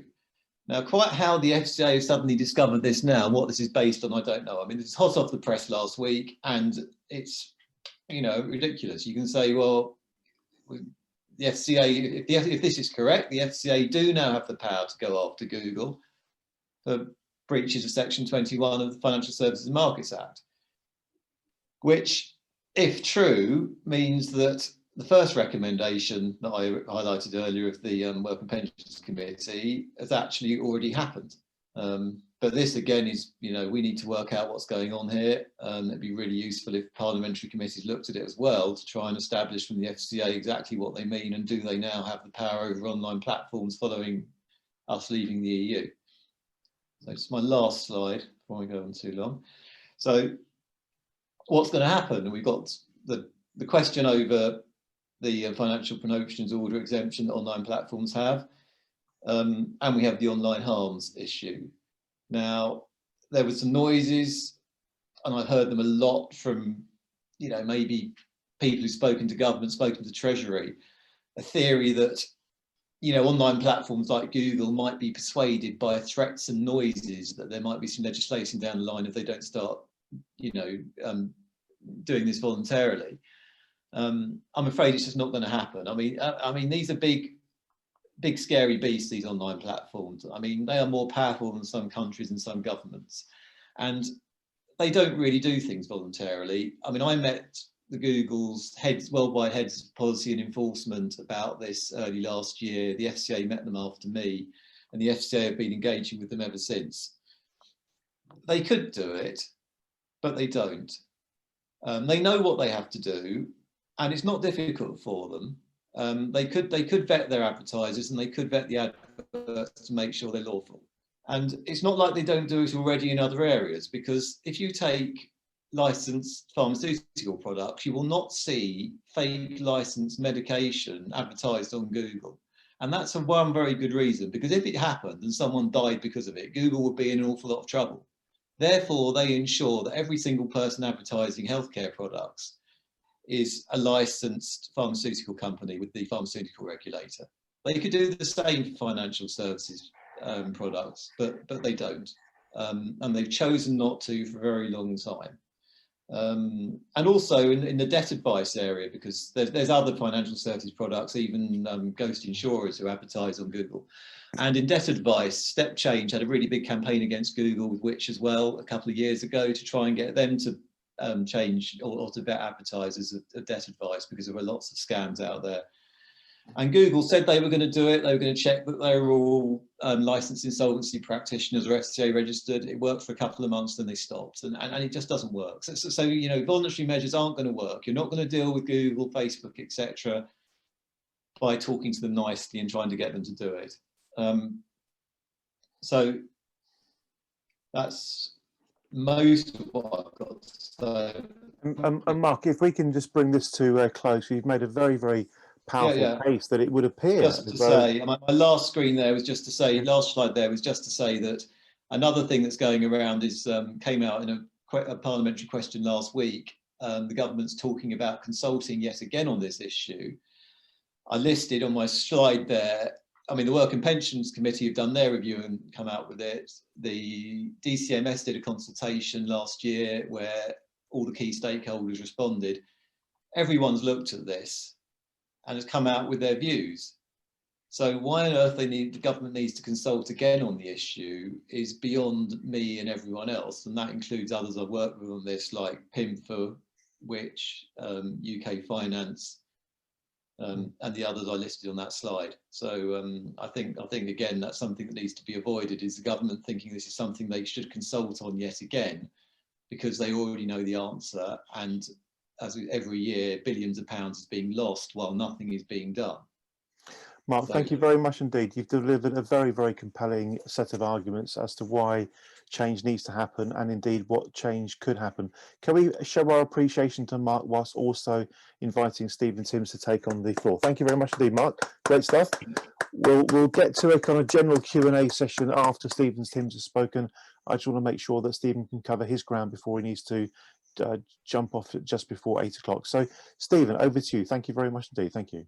Thank you, Andy, and thanks for all the really excellent work of the Transparency Task Force on this. It was you, I think, who first suggested to me that we ought to conduct this inquiry, or you were certainly one of the first. And I'd also want to thank Mark for the great work that he's done, kind of detective work, just unearthing some of what's been going on. Sorry I wasn't able to be here from the start, but I think everybody on this call will understand well just how devastating the impact of a pension scam is. The Pension Scams Industry Group estimates 40,000 savers were scammed out of £10 billion worth of pension savings in the first 5 years of the pension freedoms. And so, of course, some of those people don't yet know it's happened to them.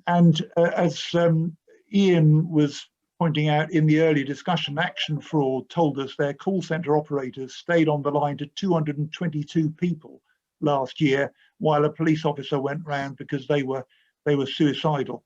The only official estimate of the volume of pension scams is £30 million, reported by Action Fraud between 2017 and 2020, but that's clearly a huge underestimate, and we've called in our report for better data. The Financial Services Compensation Scheme levy, which is imposed on the industry to fund compensation for loss, that's £1 billion this year. 2 years ago, it was £400 million. And the chief executive of the scheme says that pension freedoms in increasing the volume of fraud has been a big factor in that massive rise. The Select Committee inquiry on scams is the first part of a three-part inquiry on the impact of the pension freedoms. They were announced by George Osborne in 2014, came in 2015. Before those freedoms, pension savings accumulated with the major incentive of tax relief could be used in a pretty restricted way, by the age of 75, you had to buy an annuity providing an annual income to you for the rest of your life. I was among those who worried when those restrictions were scrapped, but the change has clearly improved choice for savers in a way which has been popular with many people. And actually, I don't know anyone now who wants to put the clock back. But Andrew Bailey, Bank of England governor, was absolutely right when he told the Treasury Committee recently the freedoms were introduced too quickly. And one result has been the surge in scams. We need now to put in some safeguards which ought to have been put in place in 2015 when all of this began. And in our report published at the end of March, we've made recommendations on prevention, stopping scams happening in the first place, and enforcement after a scam has occurred. So prevention, first of all, we recommend 4 preventative steps. Firstly, a restriction on the current freedom to transfer. Second, universal access to guidance to help savers. Third, a duty of care on online services that Mark was just talking about. And fourth, better industry intelligence sharing. I'm just going to say a word about each of them. Firstly, in response to amendments, the Pensions Minister, Guy Opperman, promised in last autumn's debates on the Pension Schemes Bill regulations so that if a defined benefit pension transfer application raises a red flag from a list drawn up by the industry as probably indicating a scam, the trustees should refuse the transfer. The regulations are being drawn up at the moment. They should take effect this autumn. That will be a very welcome change because at the moment the trustees are obliged in law for that transfer to go ahead if the saver wants it, even if the trustees know perfectly well the transfer is straight into a scam, straight into the pockets of crooks. Secondly, people do need support to make what may well be the largest financial decision of their whole life.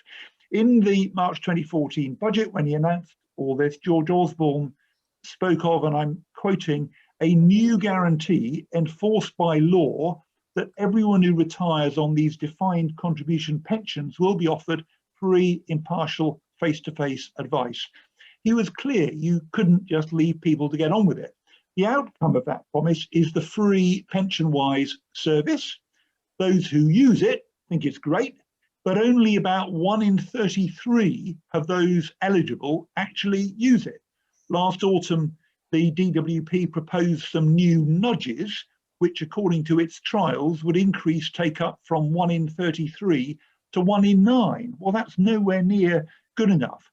In the pension schemes bill debate, the minister agreed with me that a PensionWise appointment ought to be the norm. And our report calls for a plan for how it will be made the norm and a timetable for getting there. Third, as we've just been talking about, a lot of the risks to savers now are online. And one MP reported a constituent who found a good deal on Google, kind of assumed that being on Google meant it had been vetted, transferred their money, and it was a complete scam.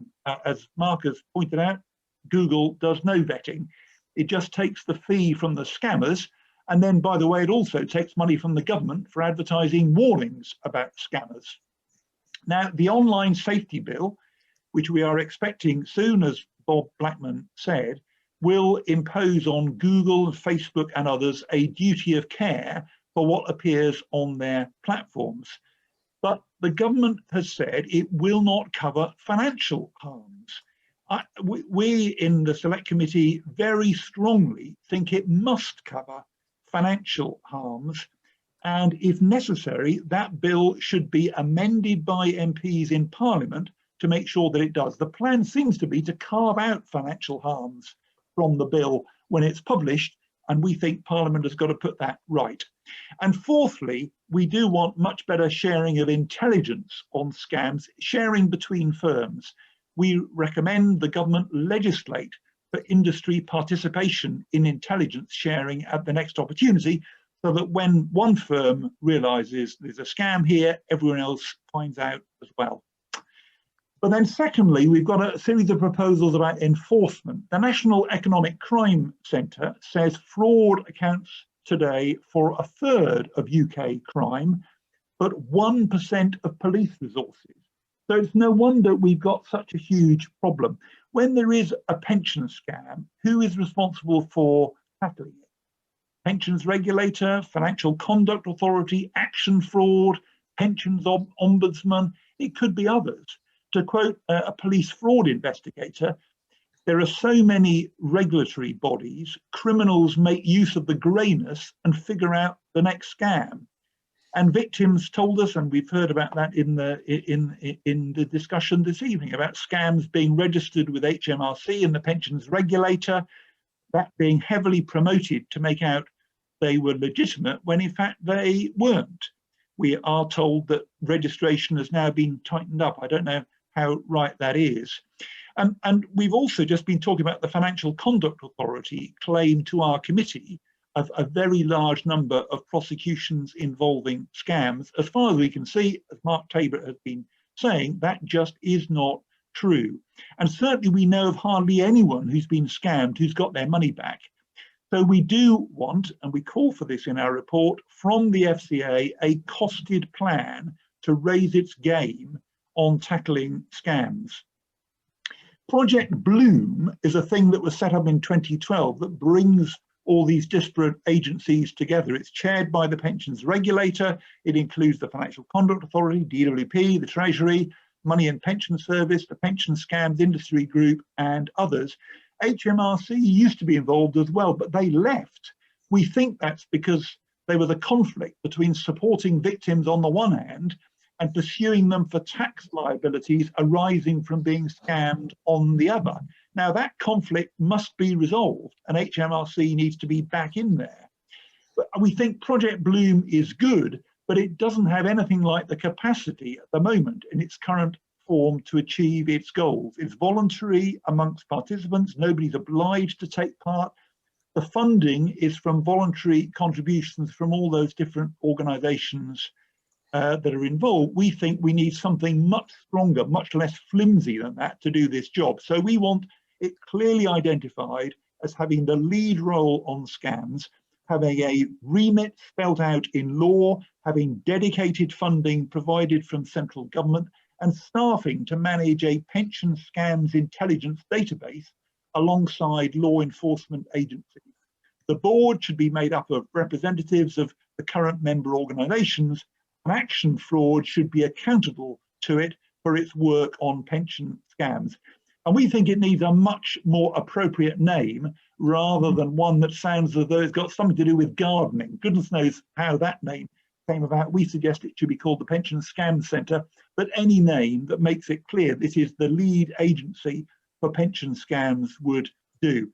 Our report, Andy, is on the Work and Pension Select Committee website. We're keen for as many people as possible to read it.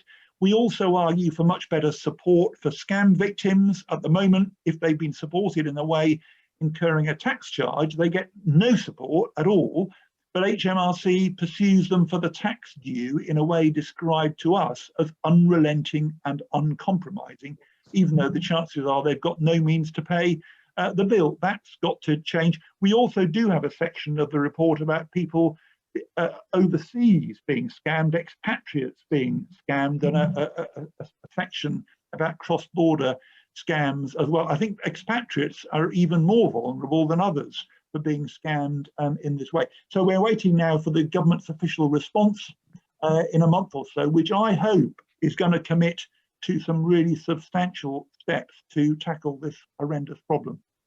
Thank you, Andy.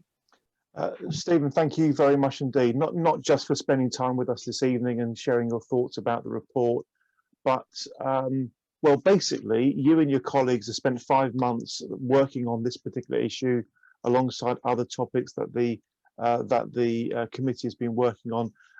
Everybody I know says the same thing. The work that your committee has been doing has been thorough, forensic, systematic, balanced, pragmatic, all the adjectives that you would, I'm sure, be happy to hear. And you've only got to pick up that report to know that there's been a lot of thought that's gone into it, and frankly, a lot of care, not just care in terms of attention to detail, but care about the human dimension to this. The report really does speak to the fact that you and your colleagues on the committee want the situation to be improved tremendously. So can I please invite everybody to join me in showing a huge amount of appreciation to Stephen Timms and all of his colleagues for the report that they've produced. Thank you. Thank you very much from everybody. We know that lots of people are extremely pleased with the work that you're doing, and fingers crossed the government will pick up on all, if not most, of the recommendations. And needless to say, TTF, and I'm sure the APPG on pension scams will be quite dogged in trying to argue the case for anything the government chooses to reject. Stephen, I'm expecting you to be here for no longer than now, so if you need to dash off, please do so. That's absolutely fine. I've got to go, Andy. Thanks for having me, and thanks for your help. And one thing I ought just to emphasise is the report we published is a unanimous cross-party report. So you know, I really hope the government can get behind the ideas that we're arguing for. Hear, hear. Thank you very much indeed. Thanks again, Stephen. Thank you, Andy. Thanks a lot. We're going to go straight to some Q&A now, and let's go to Prem Seeker, then we're going to go to Mark Bishop, then to Gareth Morgan. So Prem, please do share your thought. Thank you. Well, thank you. A point I was going to make earlier, perhaps it's still relevant. I think it is too easy to form companies in the UK.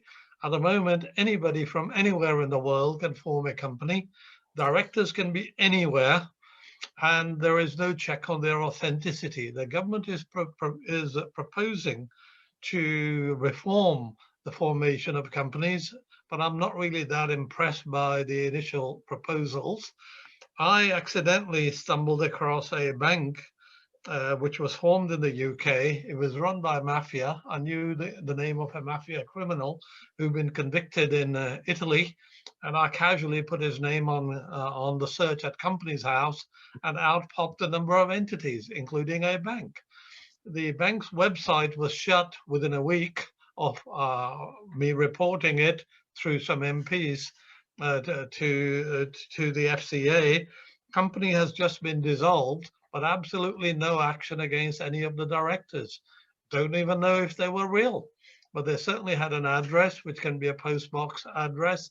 So I don't think really the government is addressing that issue seriously as it should. Yeah. So Prem, the theme that keeps coming up here is, as Mark Tabor was saying earlier, prevention is far, far better than cure. It's far better to stop these things coming into existence, these scam organizations, these scam activities, these scam products. We have to stop them getting into the market in the first place. And it's just so frustrating, as in, you know, head in hands with frustration, that very basic things like checks on directors of new companies being set up just aren't being done. I struggle to come to terms with just how lax some of our processes are. It's as if we're almost inviting people to become highly paid criminals who have a very long, safe career and hardly have any chance whatsoever of actually being chased down and prosecuted. It's shameful. Prem, you must be, this must drive you nuts, because I know you spend a lot of time doing all you can to get the system to reform, going back to all kinds of lax controls around fraud and banking abuse and all that kind of stuff. How bad is it in very general terms from your point of view, Prem? How bad is it? Well, I mean, the formation of fake companies is pretty bad. It's not just me. A lot of people have identified that. Global Witness, Transparency International, and many others. And many of these companies are quite central. Somebody just asked on the chat line, what happened to this bank's assets? Well, the bank filed accounts as a small company, and there was no continuity of the numbers from one year to another. They were just over a page long. That is how long the accounts of the bank were. There was no continuity. The numbers were fake. You only had to have one quick look, and you could tell that. But Companies House essentially been functioning as a filing drawer, filing cabinet. There is absolutely no check on anything of any kind.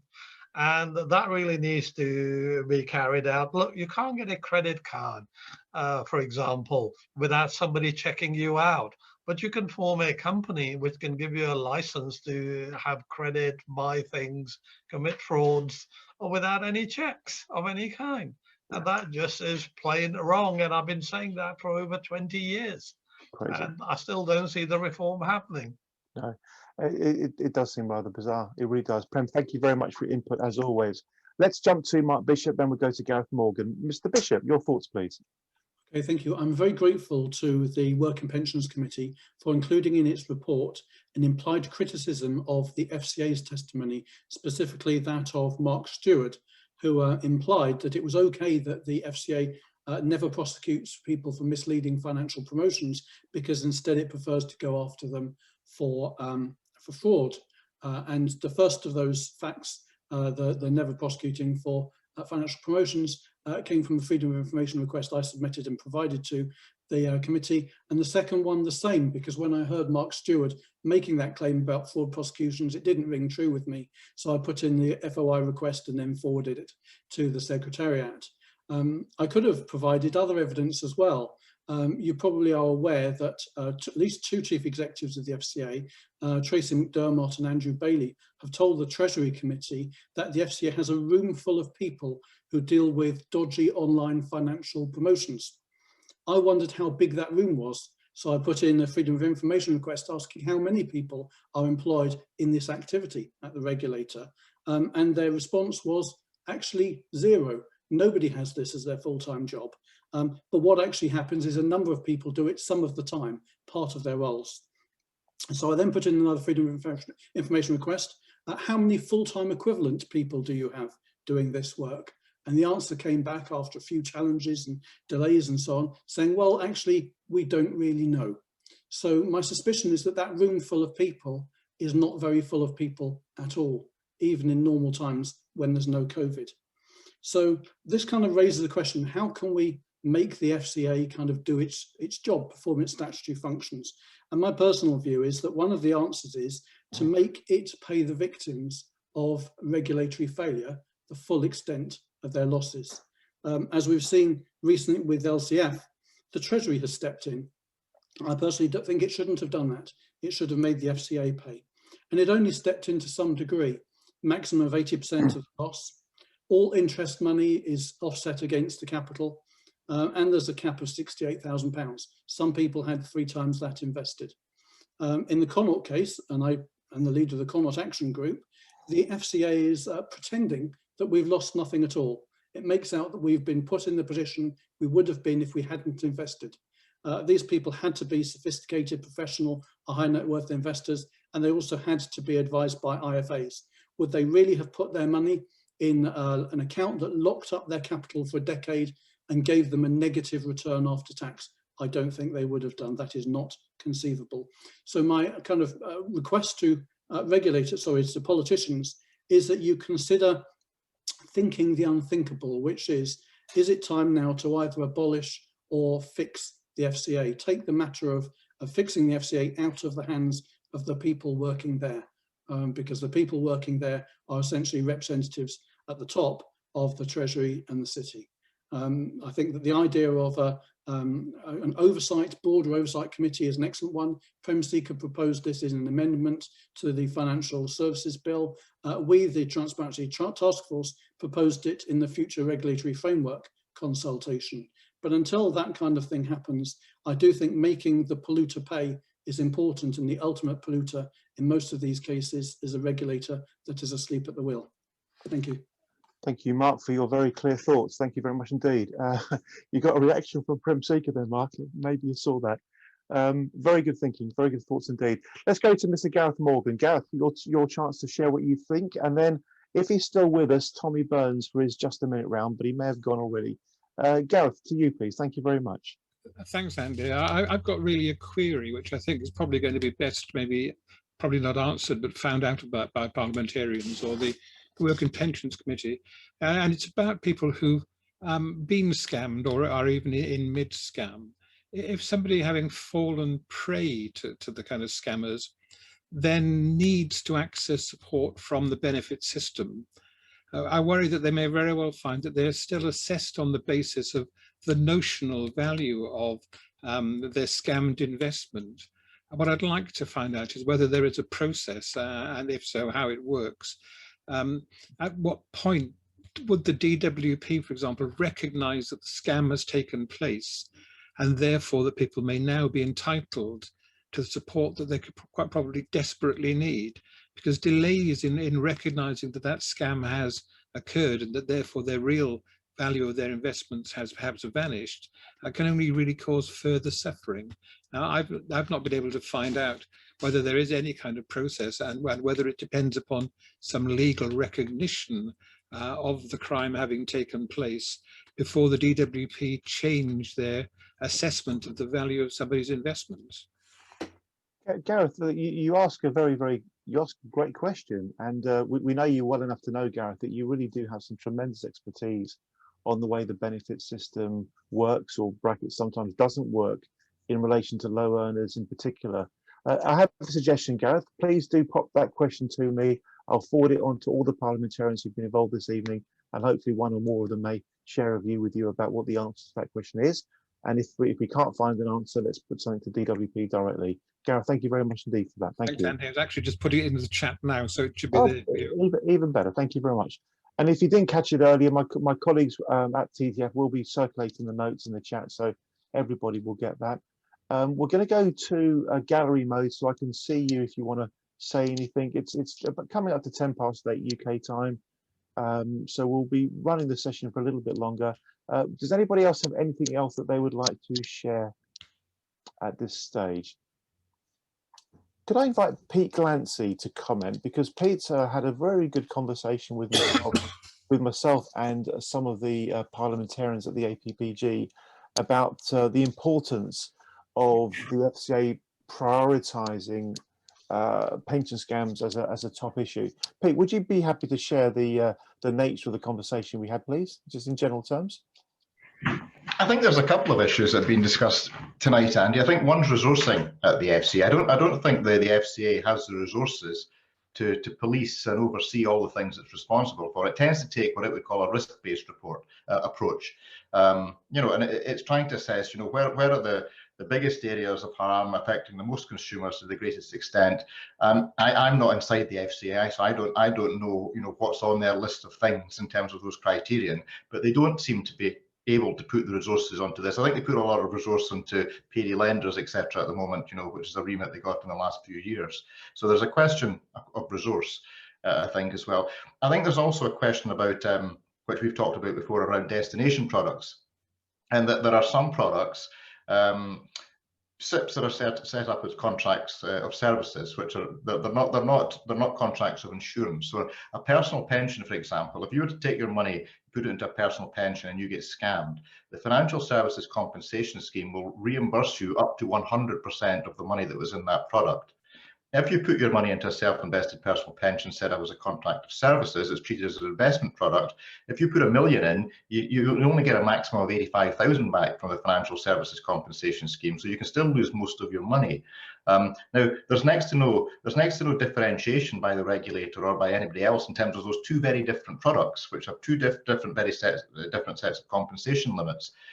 So the regulator needs to be much clearer in terms of how different product structures are treated, because one carries next to no risk for consumers and one carries a very high level of risk for consumers. So I do think the regulator needs to do more. It'd be good to see some consultations in these areas, so we would all get a chance as an industry to contribute some ideas on how things can be improved.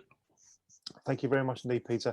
And for those that don't know you, Peter, could you just briefly mention what you do in your role so people understand the perspective that you have, Peter? Thank you. So I'm head of policy for pensions and investments at Scottish Widows. I've been with the group for about 30 years, been in the industry looking at pensions for 30 years, and I'm pretty passionate about getting good outcomes for customers and consumers.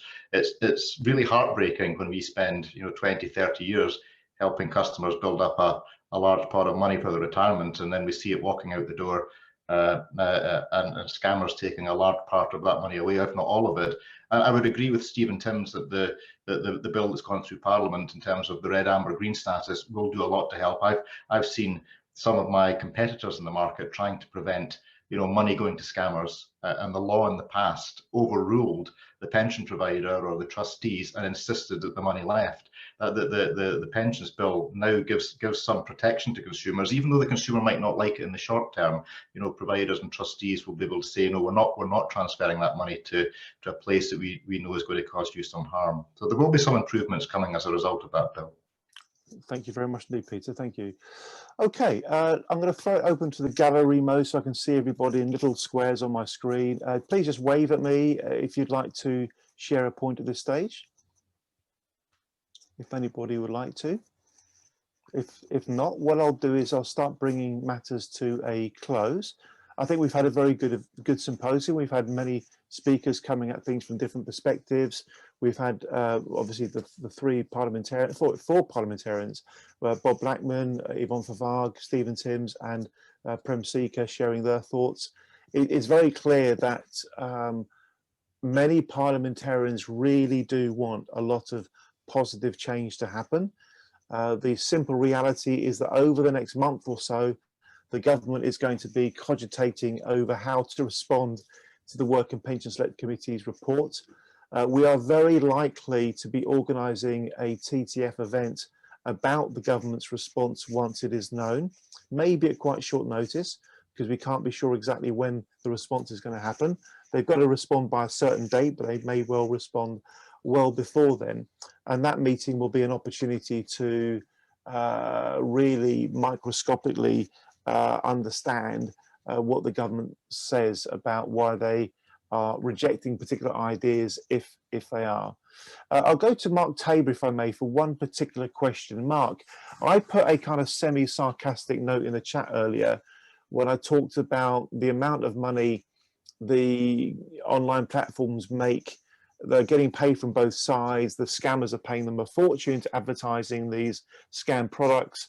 The regulators are paying them a fortune to advertise adverts saying don't get caught by scammers. So clearly the commercial incentive for Google, etc., to carry on exactly as they are is very, very high. And on that basis, it may well be quite likely that they're spending time and trouble lobbying the government. Have you come across any evidence of any government, to the government lobbying by the online platforms industry in your travels over the last few years? Have you come across anything like that, or do you have any general comments to make about that possibility? Thank you. Well, I haven't got evidence of lobbying, but I talk to a lot of people who know a lot of things that are going on, and they say it's happening. So yeah, I'm pretty sure that Google, Facebook, etc., are in the ear of government on this, and it's not just about maybe financial products and services. It's about Google and Facebook not wanting laws interfering with their businesses, and I think they just think maybe it's a bit of a slippery slope if governments start legislating in such a way that changes the way they carry on their business and potentially reduces their revenues from that business. Thank you. That's where I see it. So there's certainly lobbying going on. Thank you. And I'm going to do an experiment, and I guarantee I've never done this particular search before. I'll be curious to see if anything comes up. I'm going to share my screen and share you something I know many of you have heard me talk about on numerous occasions about Violation Tracker. So Violation Tracker is essentially a database that shows what companies are breaking the rules against American agencies. Violation Tracker does not yet exist in the UK, but that's changing because we have successfully worked with Violation Tracker to bring it to the UK. And something you can do with Violation Tracker is you can put a search against a particular company name. So I'm just going to see what comes up if we put Google in there. I've got no idea. I really do not have any particular idea whether Google will come up at all. Let me know. Google. It doesn't look like they're coming up at all. Let me just check that again. Google, Google. Okay, doesn't seem to be. What about Facebook? Oh, okay, here's Facebook. Oh, look, Facebook. Facebook headquartered in California, IT company, yep, internet services, yeah. Have they been fined? Oh, they have. $5,774,343,600 worth of fines since the year 2000. For what kind of things? Consumer protection related offences, financial offences, employment related offences, miscellaneous offences, safety related offences. So privacy violations, investor protection violations, discriminatory practices, non-employment, wage and hour violations, campaign finance. That's really interesting. Campaign finance violations. Now that's really interesting. So here we've got the list of the largest offences. Let's go to this one here, campaign finance. So $238,000 fine in 2018. What was this for? It was for Google. Oh, here we go. Google, Facebook to pay more than 400 grand to Washington State in campaign finance cases. So it looks like they were trying to unfairly win the favor of the political establishment. I wonder what might happen if an investigative journalist or two were to dig around in terms of what's happening in the UK on this particular matter. Mark Bishop, did you have your hand up just then or not? Actually, I'll put it down, but I'll just mention very briefly the point because it's a follow on from what Mark Tabor said about lobbying. I think Peter Clancy made the point in his kind of 1 minute piece about the FCA having insufficient resources. I made the point in the chat that these resources are really a matter of choice, because they can set the levy at whatever level they want to have the number of staff they want. They can also decide how they allocate that staffing. They're able to second staff to the Treasury Committee and to the Economic Secretary of the Treasury's private office, which a cynic might say is so that they can get an early heads up of any criticisms of the organisation. And they have a large public affairs team.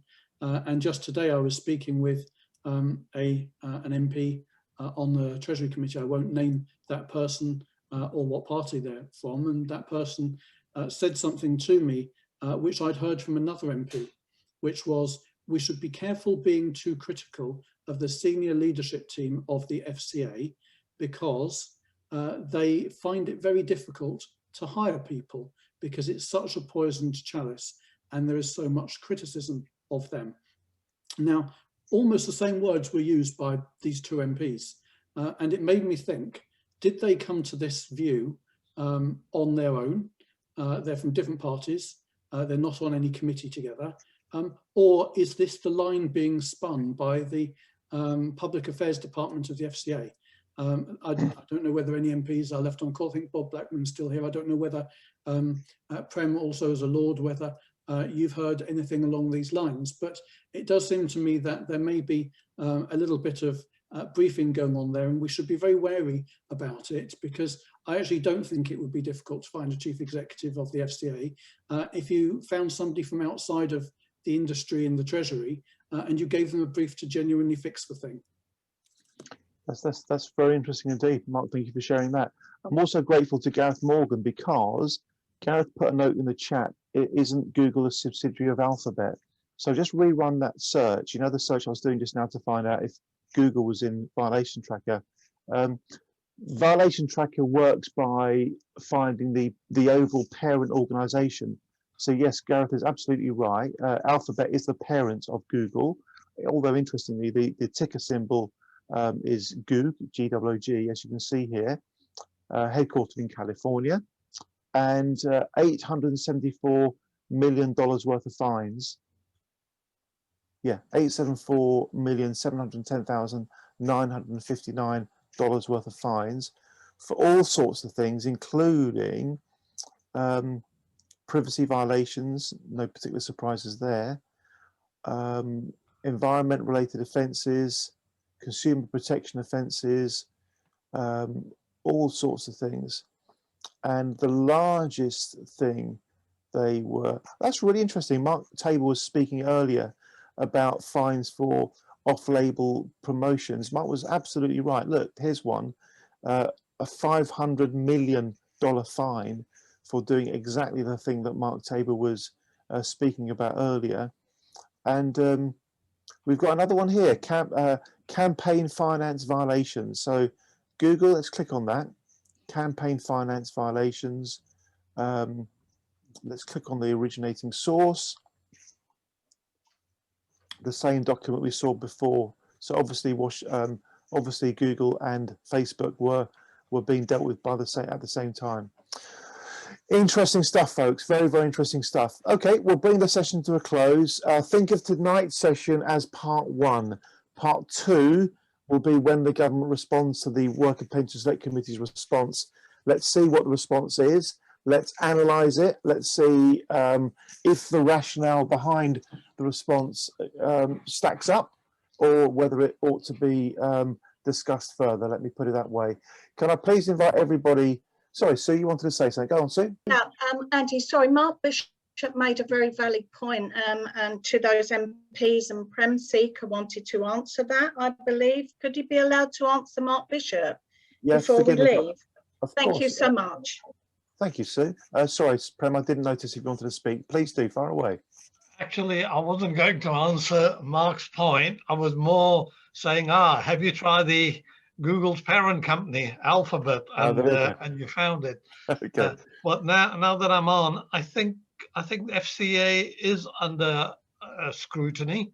I think some more political monitoring by Parliament or parliamentary committees is inevitable, though the government is resisting that at the moment. But I think the message is that Parliament is not happy, particularly in the Lords, because there it's very difficult for government to control the House because it does not really have a majority. Therefore, Lords are a bit more critical and people speak their mind. So I think we really need to think about what kind of an political oversight or scrutiny.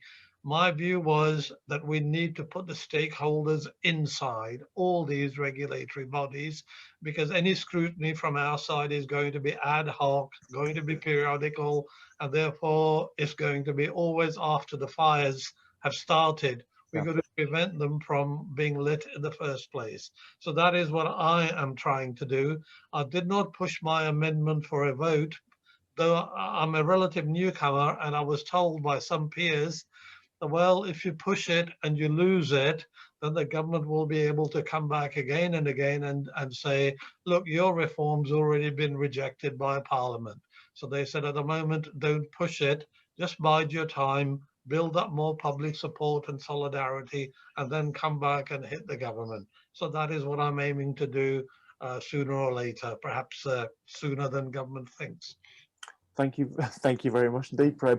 And Prem, if you wouldn't mind, there was a bit of a success in the Lords recently in terms of the duty of care amendments.